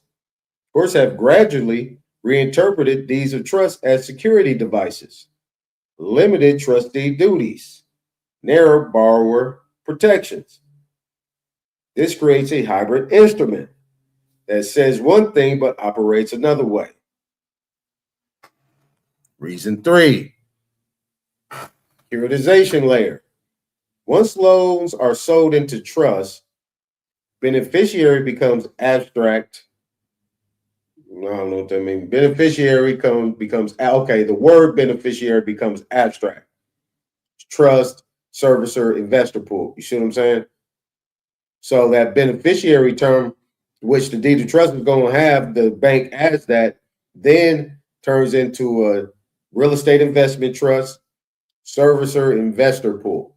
Okay, that's what you call mortgage-backed securities.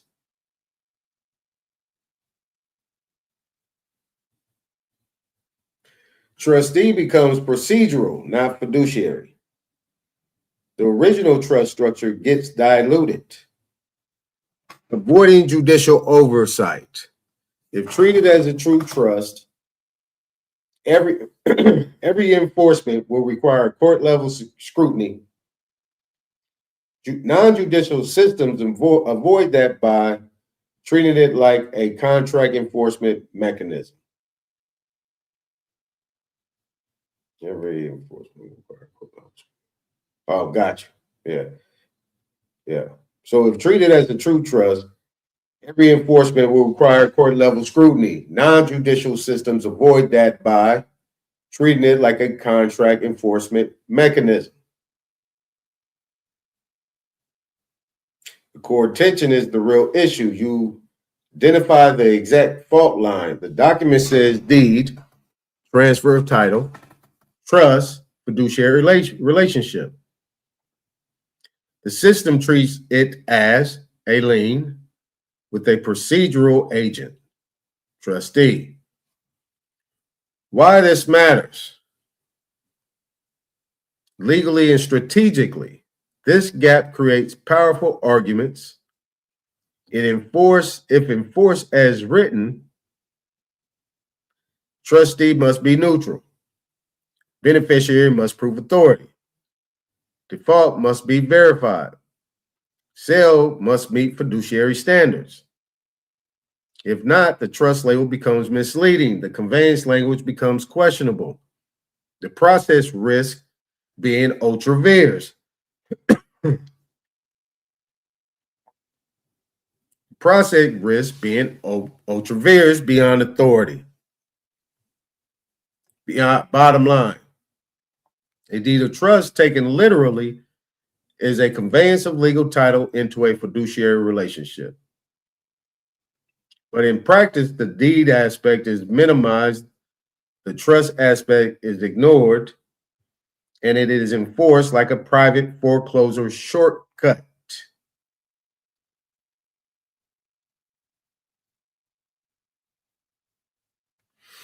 Now, my question is, okay, that is very good, but I want to know more about the initial transaction dealing with the title / escrow company, why they have the original grant deed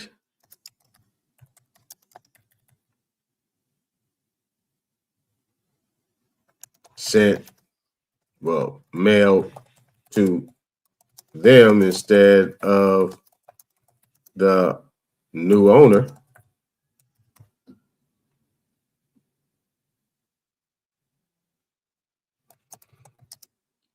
And how this substitution of trustee automatically rules out the title company. Also, okay, let's stop right there. Let's stop right there.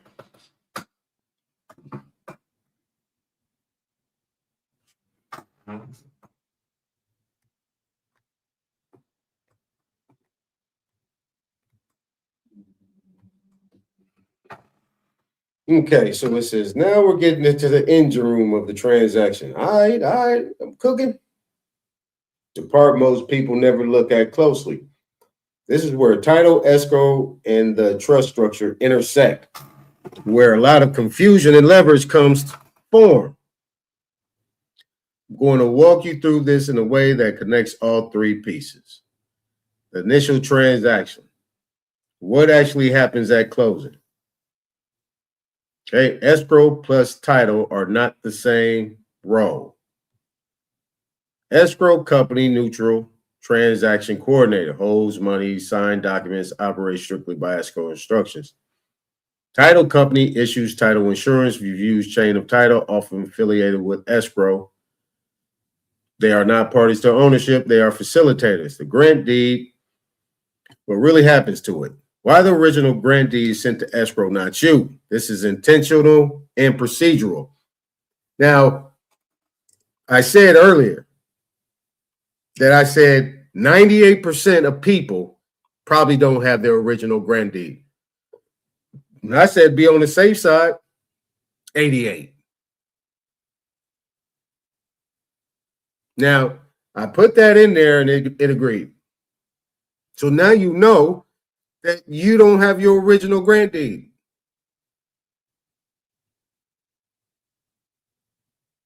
Because it says, why the original grant deed, it says the escrow, not you. It's intentional and procedural, not random. The sequence, seller signs grant deed. Deed is delivered to escrow, not buyer. Escrow holds it until payment is confirmed. All conditions are satisfied. Escrow sends it for recording with the county. After recording, original gets mailed, often to buyer or lender, or escrow, depending on instructions. The critical concept, delivery of a deed is what makes it effective. But in escrow, delivery is conditional, not absolute. Escrow acts as a limited agent for both parties. This is why you got to be in control of the negotiations. If you're going to have an agent, you tell the agent exactly what you want. I want all my originals sent to me.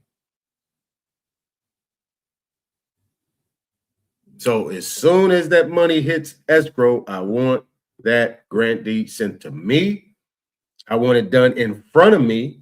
And I want me and the homeowner that I'm buying it from to go to escrow by ourselves so we can get that thing recorded together.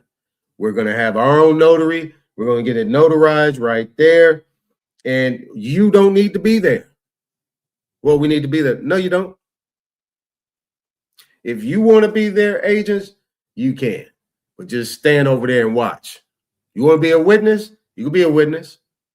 But what I want to do is I just don't want to accept it physically. I want to have a clause, a spot in there, a section in there where as they're granting me the deed, I want to accept the deed.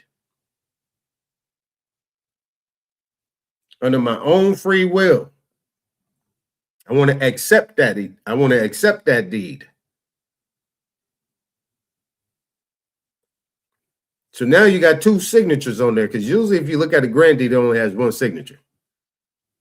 I want an acceptance page where I accept that deed and my signature is on it. That's what you call a binding contract. All right. Why not send it directly to the buyer? Because if the buyer receives it directly, the transfer could be considered complete immediately, even if payment hasn't fully settled. See, this is what I'm saying. They already have the grant deed filled out. But what they know, see, but when you fill out that deed of trust, guess who keeps it? Title. Because it usually go to title. Sometimes, depending, it might go to the Bank of America or a bank, but most time it's going to title. They're holding it.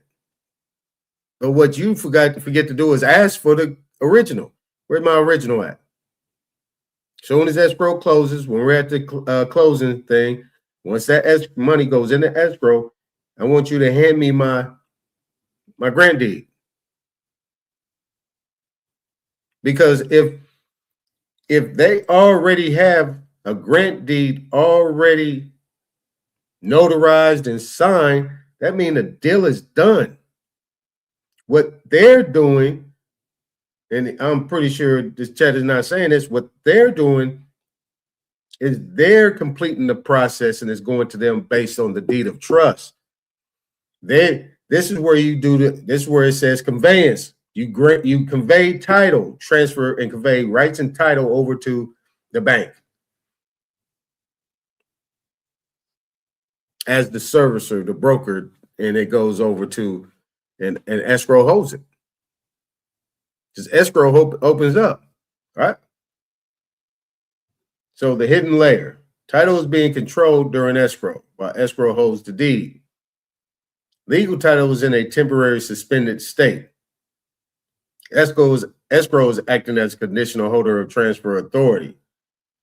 This is sometimes described as dual agency or limited purpose fiduciary, but only within the scope of instructions where the deed of trust enters. Same transaction. Here's what people miss. At the same closing, buyer receives property via grant deed. Buyer simultaneously signs deed of trust. Okay, so it did mention it. So title transfers the buyer, then buyer immediately conveys legal title to trustee. It's a back-to-back transfer, or what you would call a simultaneous closing. They call it a double close or a simultaneous close.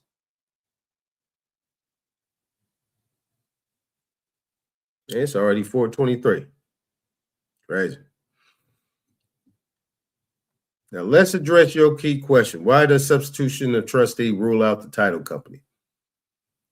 The title company's role ends at closing. When escrow closes and documents are recorded, title company has issued insurance, has no ongoing control over the property. Escrow is closed, has no continued authority. They are out of the chain operationally. Substitution of trustee changes the entire framework. Substitution of trustee removes the original trustee named in the deed of trust, installs a new trustee, usually foreclosure firm or affiliate. Here you go, your attorneys. What this does, transfer legal title control authority, gives the new trustee power to issue default, notice of default, conduct sale. Why this effectively cuts out the title company, and I don't understand why this chat is missing the point that the trustee on the deed of trust is the title company. It's the title company. Title company is not part of the trust relationship. Trustee controls legal title under the deed of trust, not the title company. Once substituted, the new trustee becomes the active holder.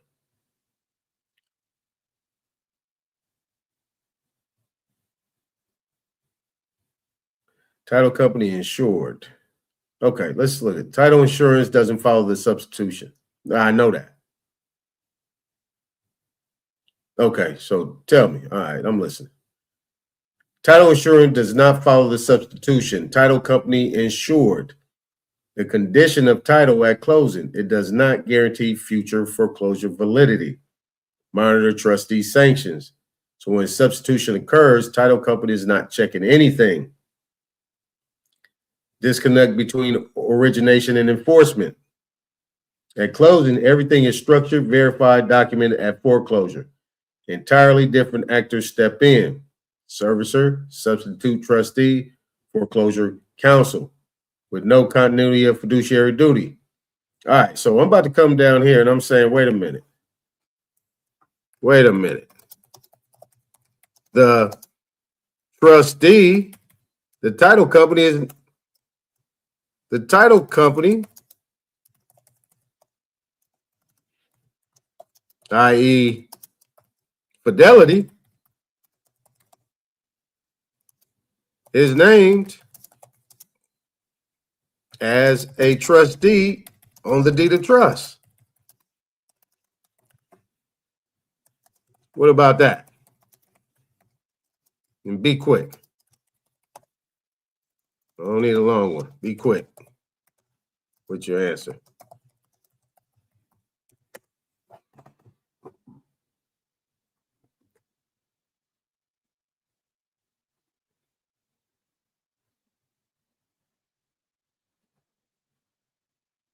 Okay, all right. So what that means practically, a closing title company affiliate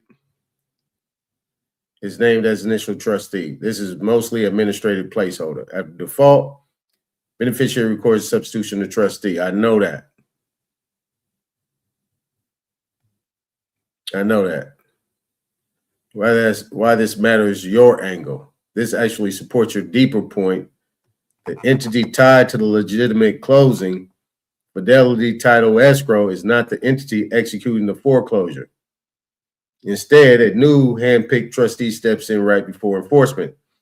That creates a break in continuity. That's what I'm saying. If the Fidelity is the trustee, how are they substituting the trustee out? Because Fidelity, the title company, is insuring it. Fidelity insures title.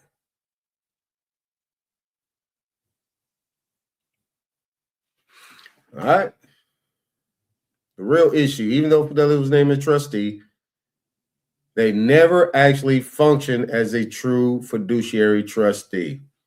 They are quickly replaced when enforcement begins, which reinforces your core argument.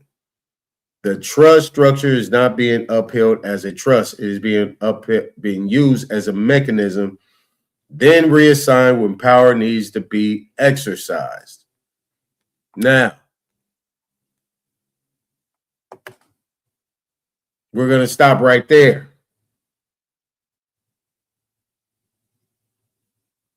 For this, I want to go over these real quick. I don't know if anybody's been up here or what. Nope, nobody been up.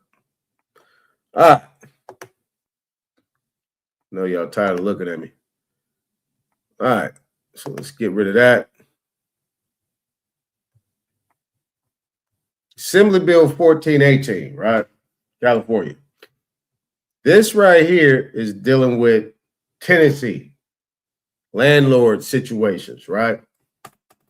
Under the circumstances, under non-judicial foreclosure, and be real quick, but I'm going to go into that next week, is that as soon as that foreclosure thing happens, within a few minutes, they record the trustee's deed upon sale, and then they're sending somebody to come over to your house and post something at your door or serve you with documents saying that you have 30 days to pay or quit.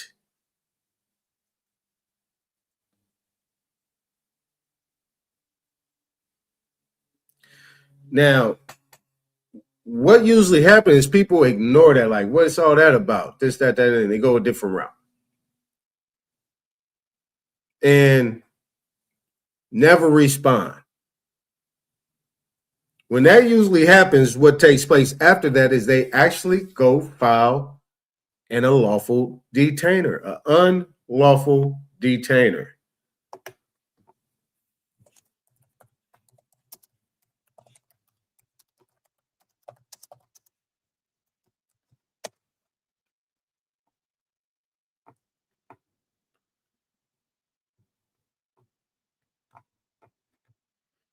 All right, an unlawful detainer is a legal process used by a landlord to evict a tenant from a rental property when the tenant has overstayed their welcome or failed to pay rent.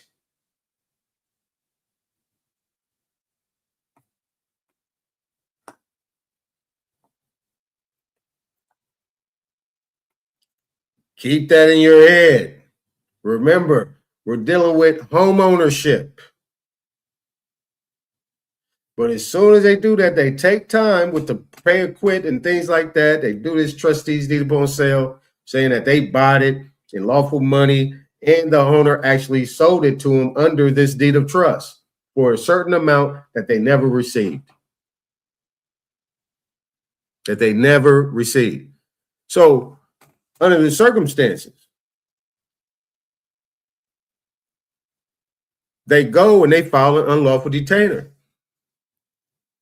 to have you evicted as a tenant. And they come and operate as a landlord. They coming in as a landlord.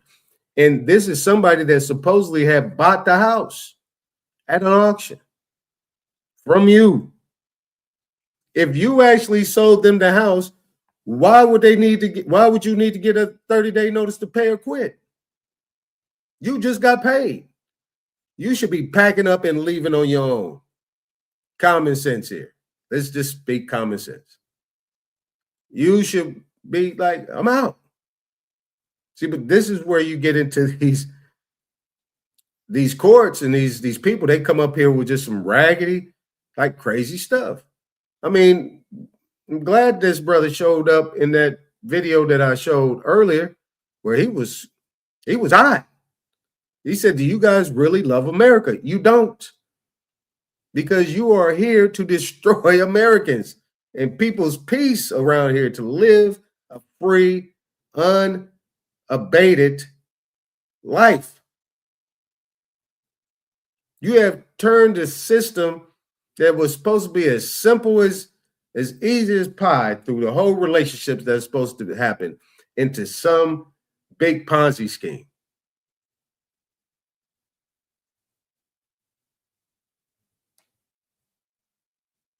So look, that's what unlawful detainer says, right? Now, this right here, this Assembly Bill 1418, right? This was approved by Governor in 2023, right? So it says right here, tenancy, right? McKenna, Tennessee, local regulations, contact with law enforcement, criminal convictions, right?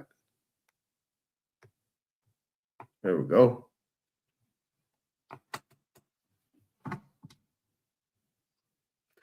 These are your topics. These are your things they're addressing. Existing law prohibits. You guys listening to me? None of your business, you there? Business, you there? One of y'all there, both of y'all there, hopefully. Listen to this closely. Existing law prohibits a local agency from authorizing or requiring the imposition of a penalty against a resident, owner, tenant, landlord, or other person as a consequence of law enforcement or emergency assistance being summoned by certain individuals, including a victim of abuse or crime as specified. This bill would prohibit a local government from, among other things, imposing a penalty against a resident, owner, tenant, landlord, or other person as a consequence of contact with a law enforcement agency.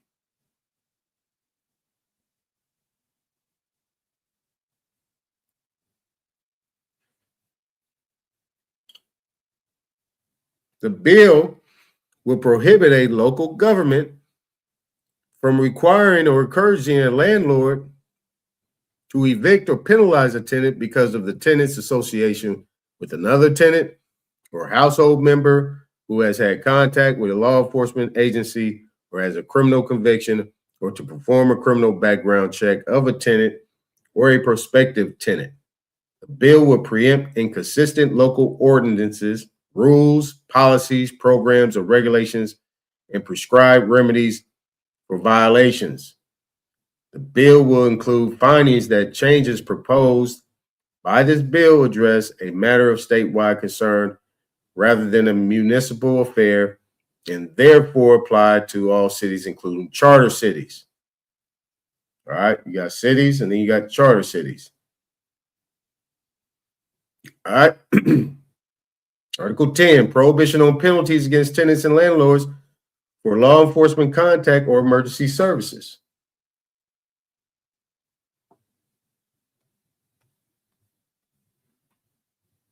Okay, so we know what law enforcement agency means, the department agency, da-da-da-da-da. Local government has same definition. Okay, penalty means the following. An actual or threatened assessment of fees, fines, or penalties, an actual or threatened eviction, termination of a tenancy, or the actual or threatened failure to renew a tenancy.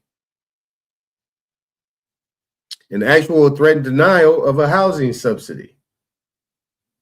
An actual or threatened revocation, suspension of non-renewal of a certificate of occupancy or a rental certificate, license or permit. Designation or threatened closure of a property or designation as a nuisance property, so on and so forth. 4, programs mean voluntary or mandatory initiative operated or endorsed by. Tenancy has the same meaning as subdivision. Imposes. So right here, B, a local government should not promulgate, enforce, or implement an ordinance, rule, policy, program, or regulation affecting a tenancy that does any of the following. Imposes or threatens to impose a penalty against a resident, owner, tenant, landlord, or other person solely as a consequence of contact with a law enforcement agency. You know what that means? If I'm on my land and I'm here and I'm in peaceful possession, don't come over here talking about you evicted me because this. Nah, this assembly bill right here states for a fact, unless you can interpret it different and mine interpret it the wrong way, well, you better show me. This says you can't trespass. Period. Requires or encourages the landlord to do or imposes a penalty on landlord for failure to do any of the following. Evict or penalize a tenant because of the tenant association. Huh? What are you doing? You're trying to evict me because of what? You in the chat, Tamula?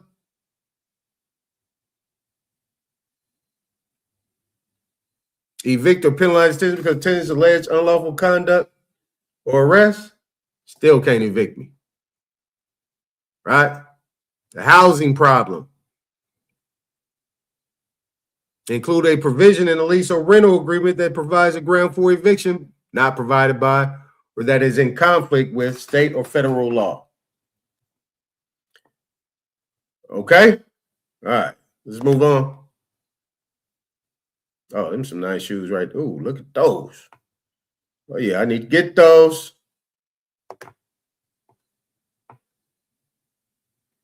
All right. Now, the notice of trustee sale. Notice of trustee sale, and I'm gonna run through this. After this, I'm gonna run through it. This you need to know. Civil Code Section 2924, right? This is California law, California Code of Civil Procedure. This is dealing in mortgages, right? 2924. Every transfer of an interest in property other than in trust, every transfer of an interest in property other than in trust. So if you have your property under trust, right, you can't transfer an interest in the property. If the property is already in trust, it cannot be transferred out only by the grantor, trustee of that living trust, or the trustee itself, depending on what it is. Made only as a security for, and this is how, what I was reading earlier, that's why I was asking about the deed of trust. In the substitution of trustee and the non-judicial foreclosure, they're doing it under a deed of trust. And this is how they're able to use this language and manipulate it. Okay.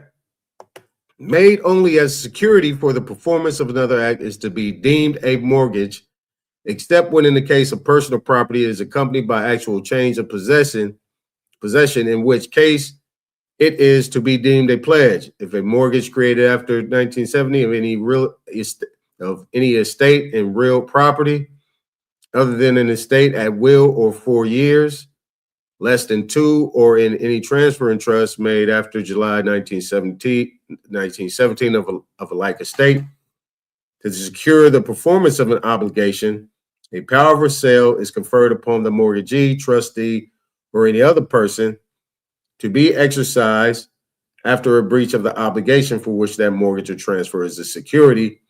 The power shall not be exercised except where the mortgage or transfer is made pursuant to an order, judgment, or decree of a court of record. The power shall not be exercised except where the mortgage or transfer is made pursuant to an order, judgment, or a decree of a court of record to secure the payment of bonds or other evidences of indebtedness.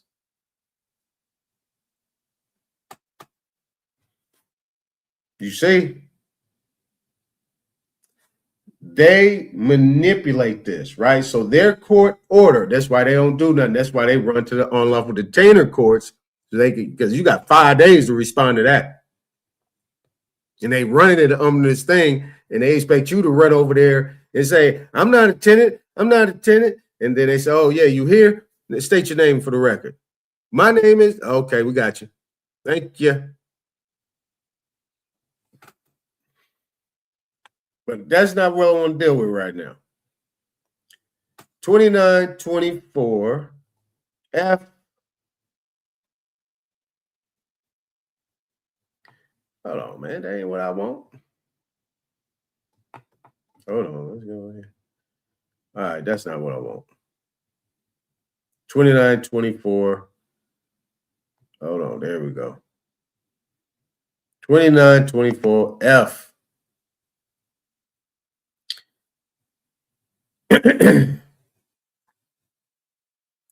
Now, let's go here.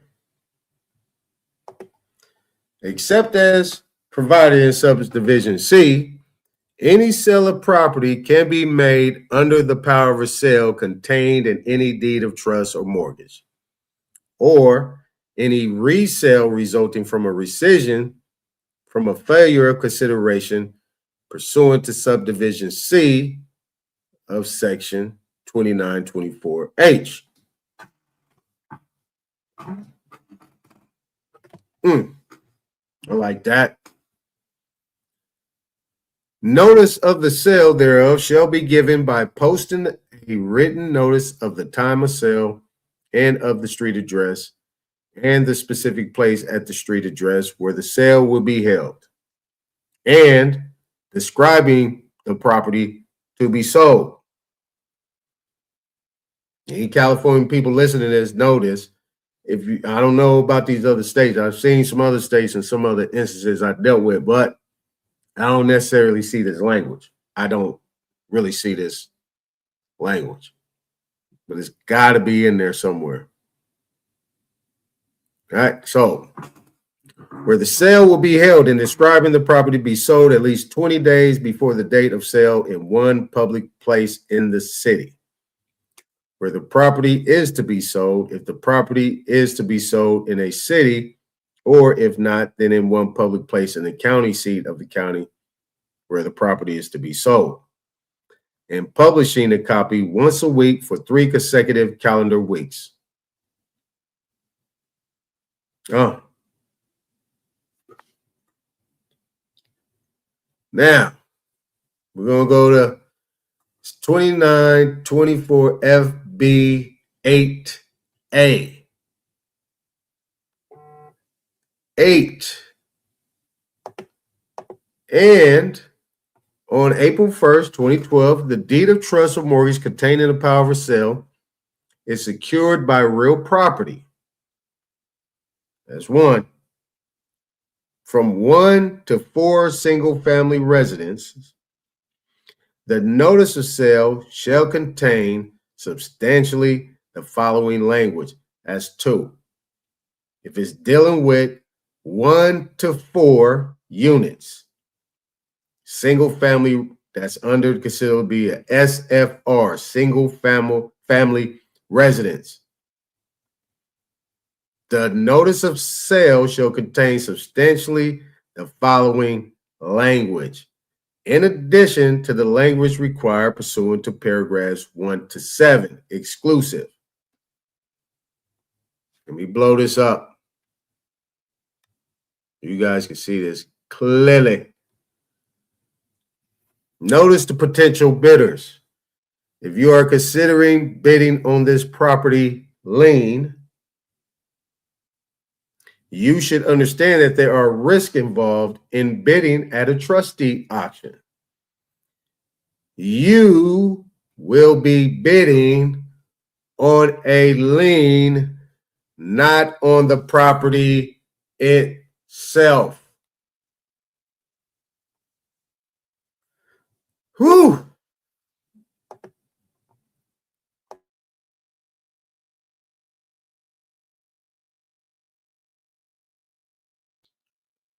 Boy, that made me choke. Let me read that again. Woo!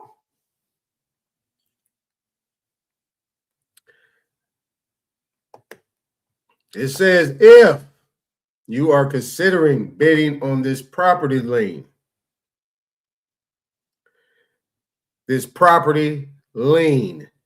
you should understand there are risks involved in bidding at a trustee auction.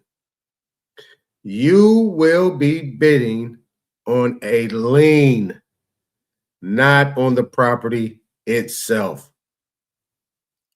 Placing the highest bid at a trustee auction does not automatically entitle you to free and clear ownership of the property. You should also be aware that the lien being auctioned off may be a junior lien. If you are the highest bidder at the auction, you are or may be responsible for paying off all liens senior to the lien being auctioned off before you can receive clear title to the property. So, these people are doing what? They are doing what? They are doing non-judicial foreclosure auctions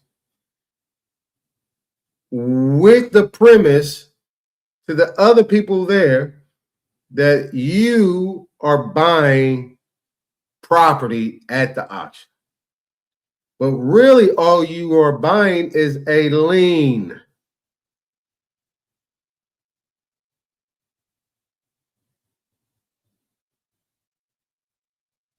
So how are you going to an unlawful detainer court telling the court, the clerk and the judge, that you are the landlord? Landlord.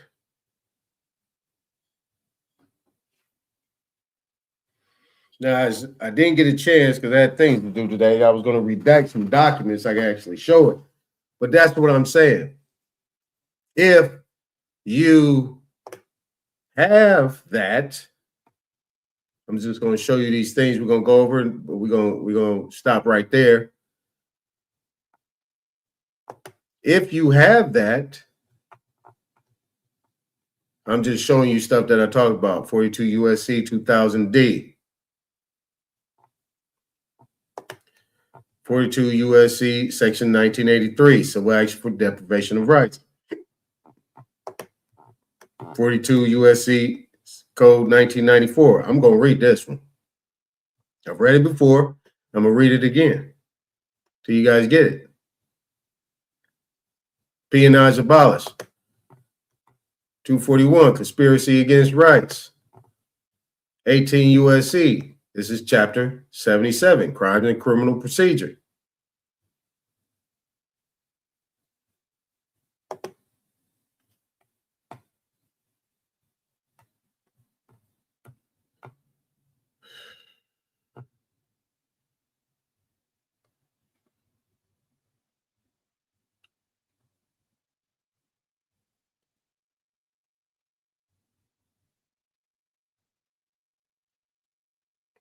What is it, 19? Where you at?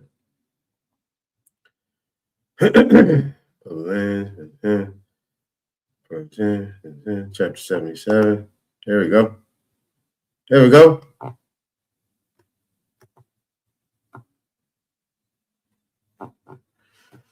We're going to come back to that in a second.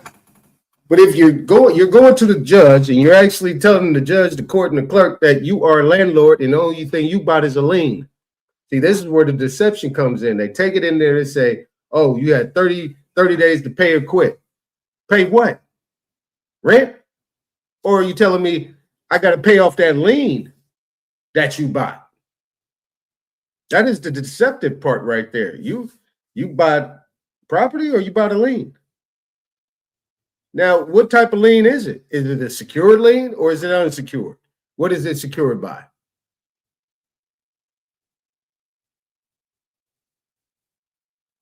And what is considered to be property? Is it the actual house or is it the security instrument, the deed of trust? Of what they're calling it. Did you buy title? Did you buy rights and interest to title? And which is that deed of trust? That was a conveyance. At closing, it was a double close. You hear that, Nadi? It's a double close.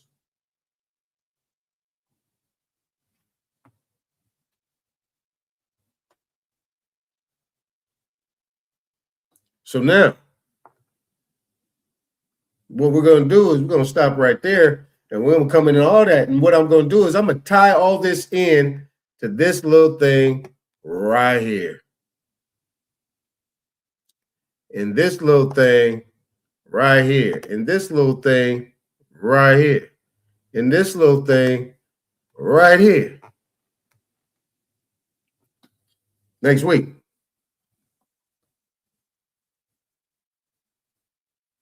All right. So, y'all want to come up or what? No? All right. That's cool. That's cool.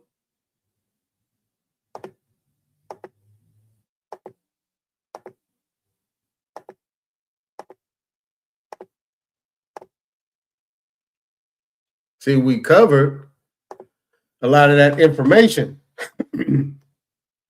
Did I pin the link? Hold on. Did I pin it? Yeah, it's pinned. StreamYard is pinned. So, yeah, come on up. Let's talk about it. I want to hear what y'all feedback is. You know?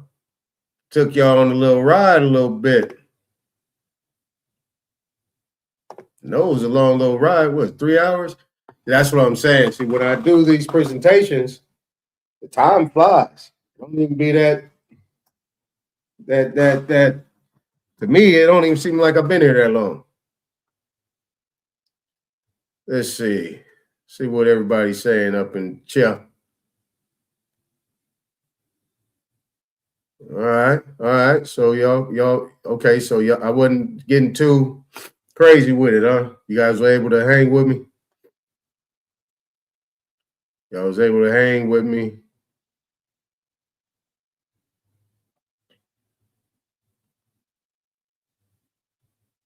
All right. Peace.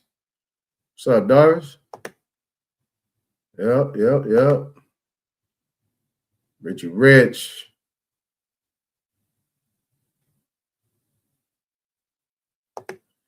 What role do a holding company play? Well, in this situation, the holding company is actually the bank. The servicing company is acting as the holding company. They're holding the asset. And what's going on, Natty? Still here? The holding company. Well, the holding company is the servicing company. When you actually see a real estate investment trust, right? You'll see something like U.S. Bank N.A. as trustee and as trustee, not in this individual capacity, as trustee for the XYZ Equity Mortgage Trust 2026-5.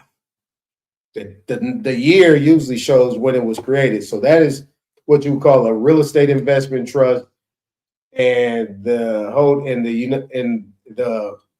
real estate mortgage investment conduit that is actually working not working, but usually it's usually the U.S. Bank. That's a good question though. Never thought about the holding company. Who that holding company might be. I'm saying the holding company is the U.S. Bank, is the national banks, and probably also the could also be the title insurance. Could be title. I don't know. That's a good question. Let's see what else we got up here.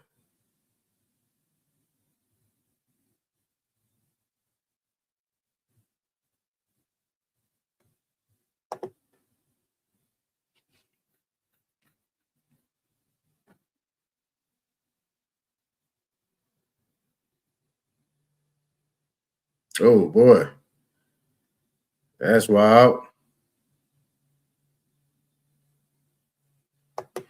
I mean, here's the thing though, is this, you know what I'm saying? It's like, if you know what you're doing, you can actually do a good deed and be able to make money at the same time. Because a lot of these people don't know what the situation is, and they're not given the opportunity to be given what their legal, equitable rights are. What rights do they have as a consumer, as a home buyer, as a homeowner, I should say, and they just being ran right through the rickets. So under those circumstances, the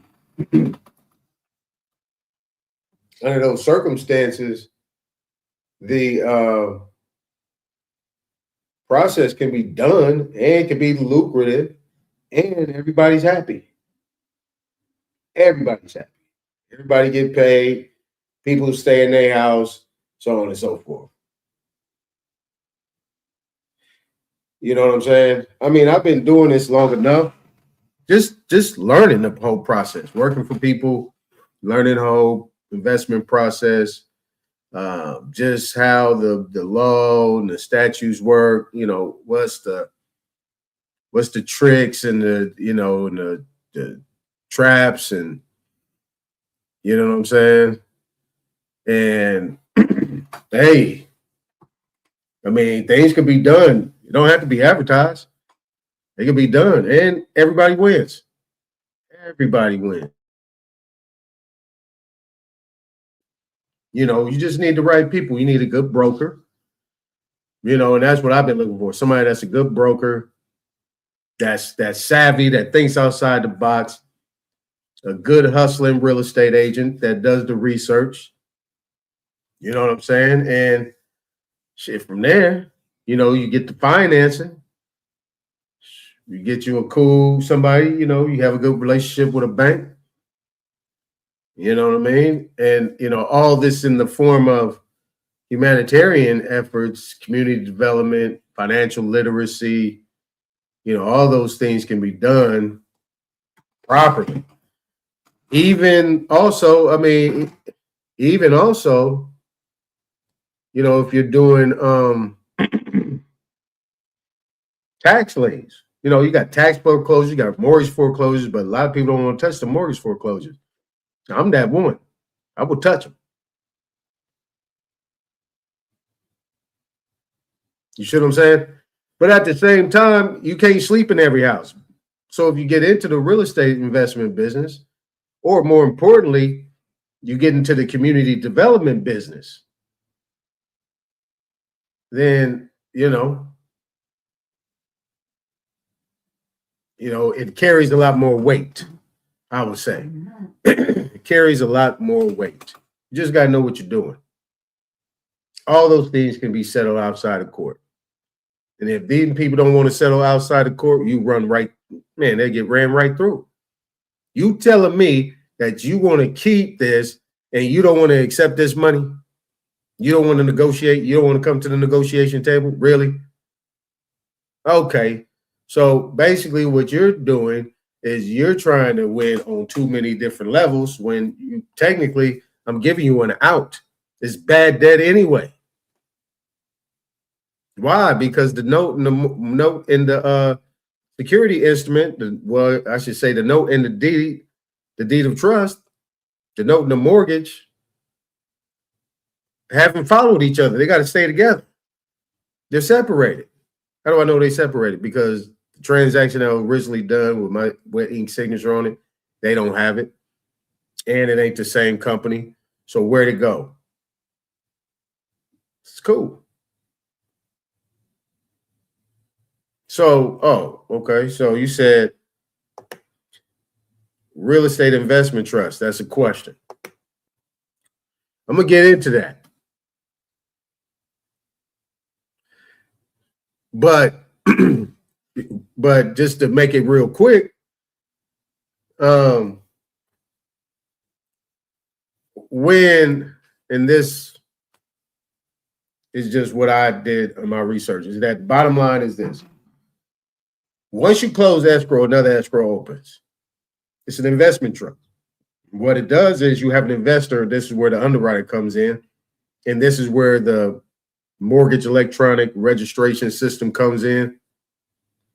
But what it does is the real estate investment trust becomes this big conduit that houses or warehouses a bunch of notes. So like your mortgage will be in a big pool. It's like I read in the what the chat addressed. So it's in a big pool called a mortgage-backed security. Big mortgage-backed security pool.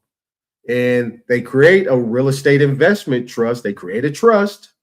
Like I said, the XYZ Mortgage Equity Trust 2026-5. And then usually the holding company or the trustee would be U.S. Bank, for an example. That's what usually happens. What's going on, old dude? Yeah, peace to you, brother. Missed a good one, man. Another good one you missed. So under the circumstances, they put all those assets into the trust and fund the trust. And usually the U.S. Bank, Bank of America, all them things back in the day, if you go back and you go through all these documents and what they've done, usually the four horsemen are the trustees. They're the holding companies.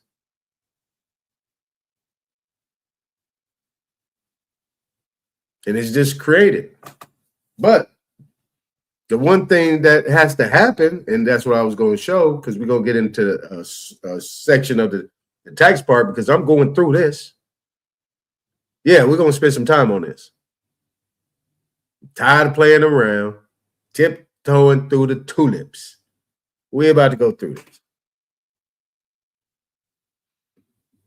So, under the circumstances from that part, yeah, that's what usually happens. And that's what a real estate investment trust is. These things are created through these mortgages. I mean, even car loans, all these things are securitized without you knowing. Yep. But yeah, man. Well, I look at it like this. It's 3 hours, 22 minutes. That was a good flow.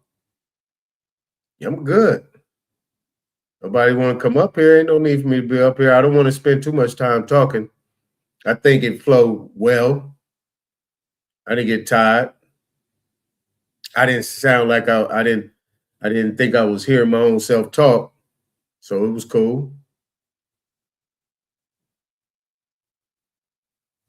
Oh yeah, that's what's up. Do that. Do that. Yeah, do that. I got a lot of questions. I'll give you a list of questions to ask. You know what I'm saying? Like I said, if I had, it's hard to find a good attorney these days. I mean, you can't find a good attorney in California. That's how. They all drawn out. Yeah. So yeah, that's just key. They just don't want to, you know, I mean, they don't want to do nothing. They don't want to protect the people. You know what I'm saying? All right, I got you. Hold on, let me go into the regular chat and let me copy and paste that.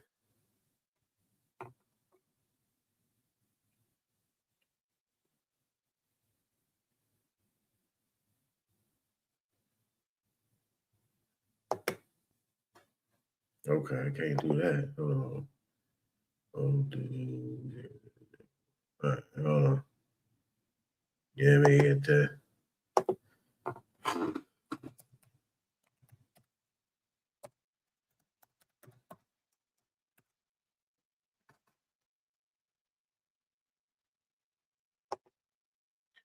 Hold on, make sure I got the right thing. Okay. Yeah, you definitely an old dude if you still got an AOL. Definitely. You still got the AOLs jumping off. Definitely old dude. You probably didn't have that since 1997.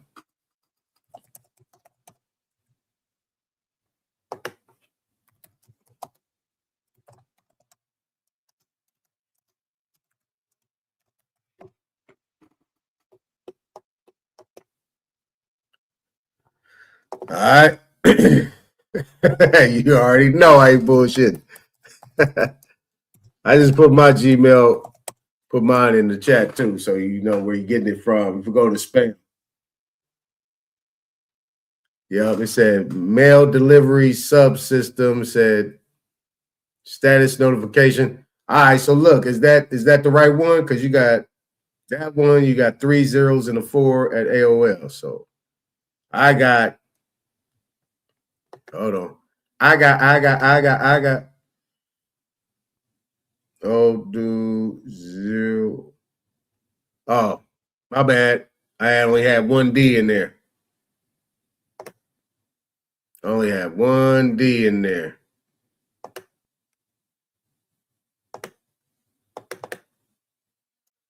Change email address. Yeah, I only have 1 D in there. Let me make sure. I'm a little dyslexic. All right, that's it. Woo! Yeah, that thing choked me up right there. There we go. There we go. Just sent him off. All right, well, shit. I'm about to bust out these beats. And shit, we're going to call it a minute. What I'm going to do, I'm just going to play out some music a little bit. Nah, I ain't got nothing else to talk about. I'm going to keep it real. If I do any more old dude business, I'm going to be talking too much. I don't want to do that. It's already 5 o'clock. It's already 5 o'clock. Where are we at here? Yup. Yep, and that's cool. We transfer over. You know what I'm saying? Smoke Signal is live. Make sure you I'm gonna contact you as well is we can figure out this real estate stuff, you know what I'm saying? Amongst other things. You figure some things out. I'm telling you, it's a 0% gain. Nobody doing it. We can get it done. Then we put some put a little flavor in my in the presentation. I'll let you know. All right. Send me over your proposal, what you plan on doing, and let's make it happen. On the other flip tip, hey, peace to everybody. Y'all have a good weekend. I'll be around. You guys send me messages, whatever. Provide me something if you got anything you want to add to the topics. I don't have no problem with that. You get any links or anything, any streams that you see you want posted up here in the first part of the segment. Let me send it over to the email. You got it right there. All right. So what I'm gonna do is I'm gonna put it up there. So you got it. And then now let me close out some of these tabs. Let's close out some of these tabs. Come back to them. Boom, boom, boom. Hope you guys liked it. If you didn't, hey, you'll get there. Bam, bam, bam, bam. All right, let's go. History. You know what I'm doing. You know what I'm doing.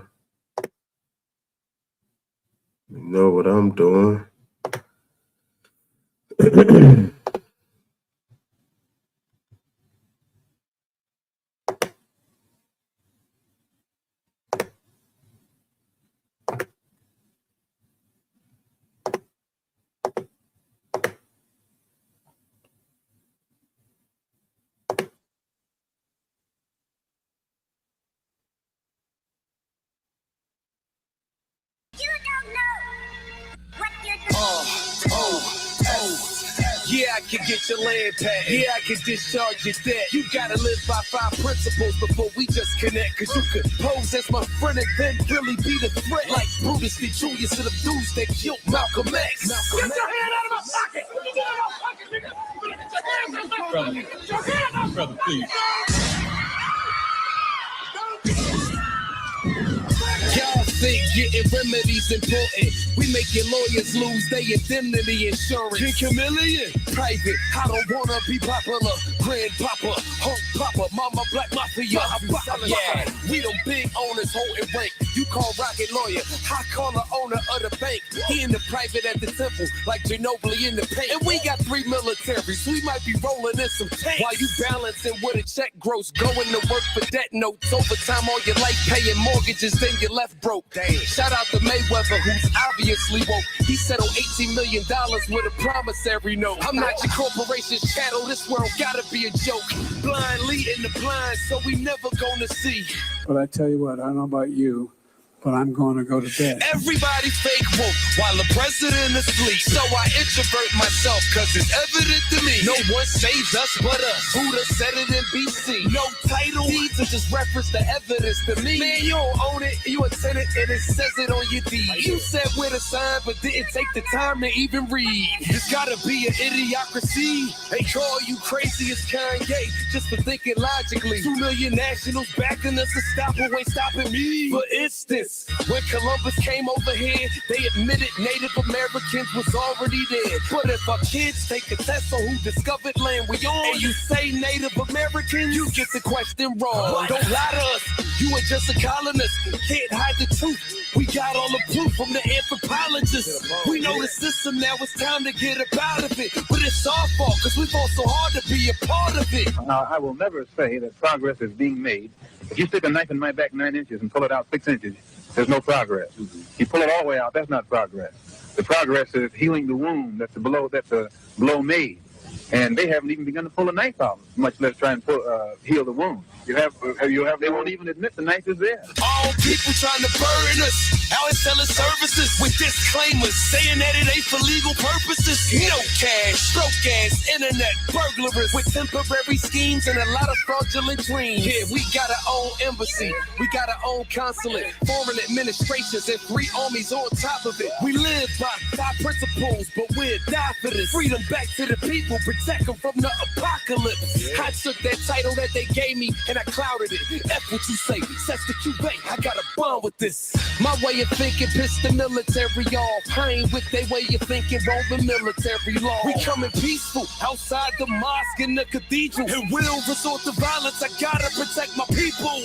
They call us ghetto, they call us thugs. The only God they worship, guns, oil, and drugs. I'm on the block, Martin Luther King was shot, holding a gun that killed Kennedy, trying to find a remedy. You can't cancel me nor censor me with chancery and sensory. God-like energy to infinity. My actions are my testament. I got a lot of questioning. How Ben Frank was on 100 but was never president. You broke, you go to jail. You got money, you get right out. They lock you up for drugs, but they got coke in the White House. What?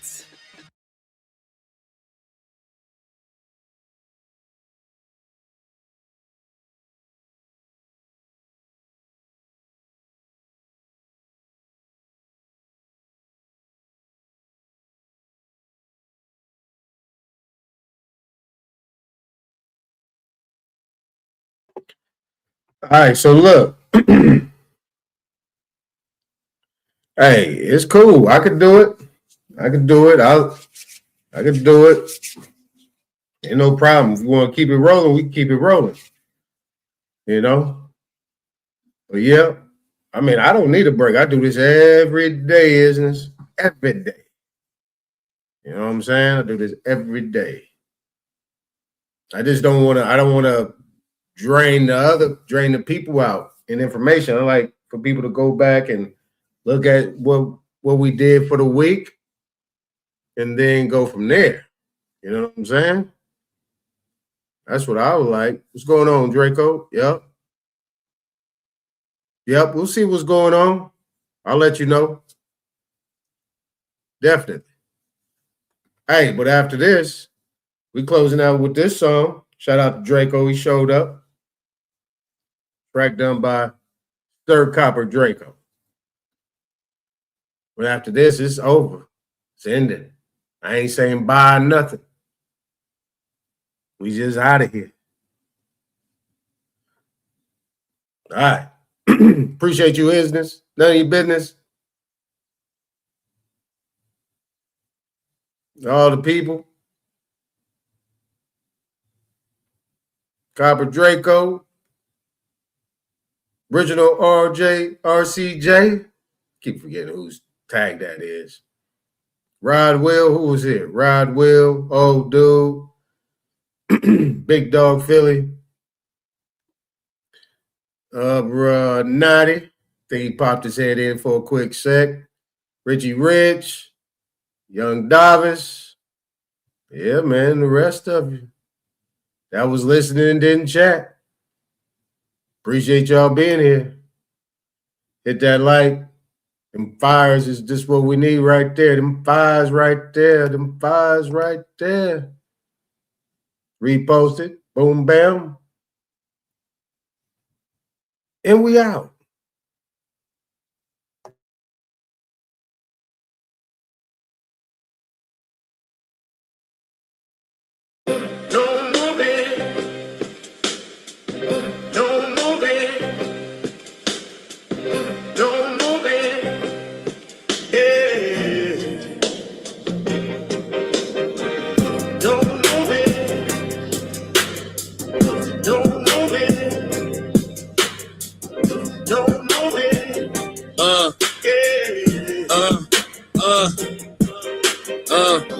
I'm the coach, quotes coded in oak with a ghost loaded focus. Chrome in the coat, king with the cloak, smoking that hocus pocus. Infinite styles, pivot and pile up the mileage. I'm wild with the science. You see the line on my avatar, iron jaw pride. I to devour the silence. Why you niggas steady lying? Got me laughing hard, satire and fraud. I fire the squad. Wise get crossed when I'm sparring with all the guards. Author of art, carving a mark in the bark of the market at large.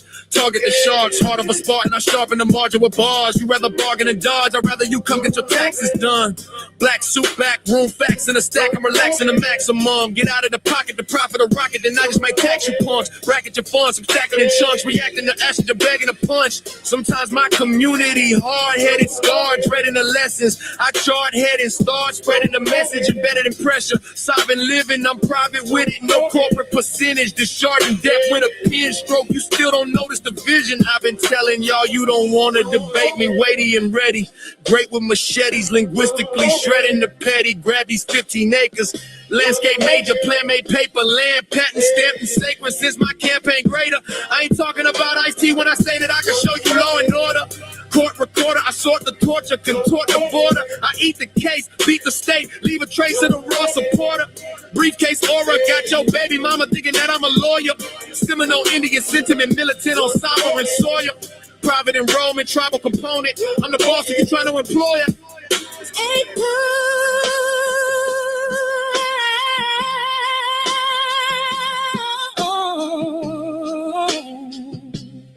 Clutch, baby.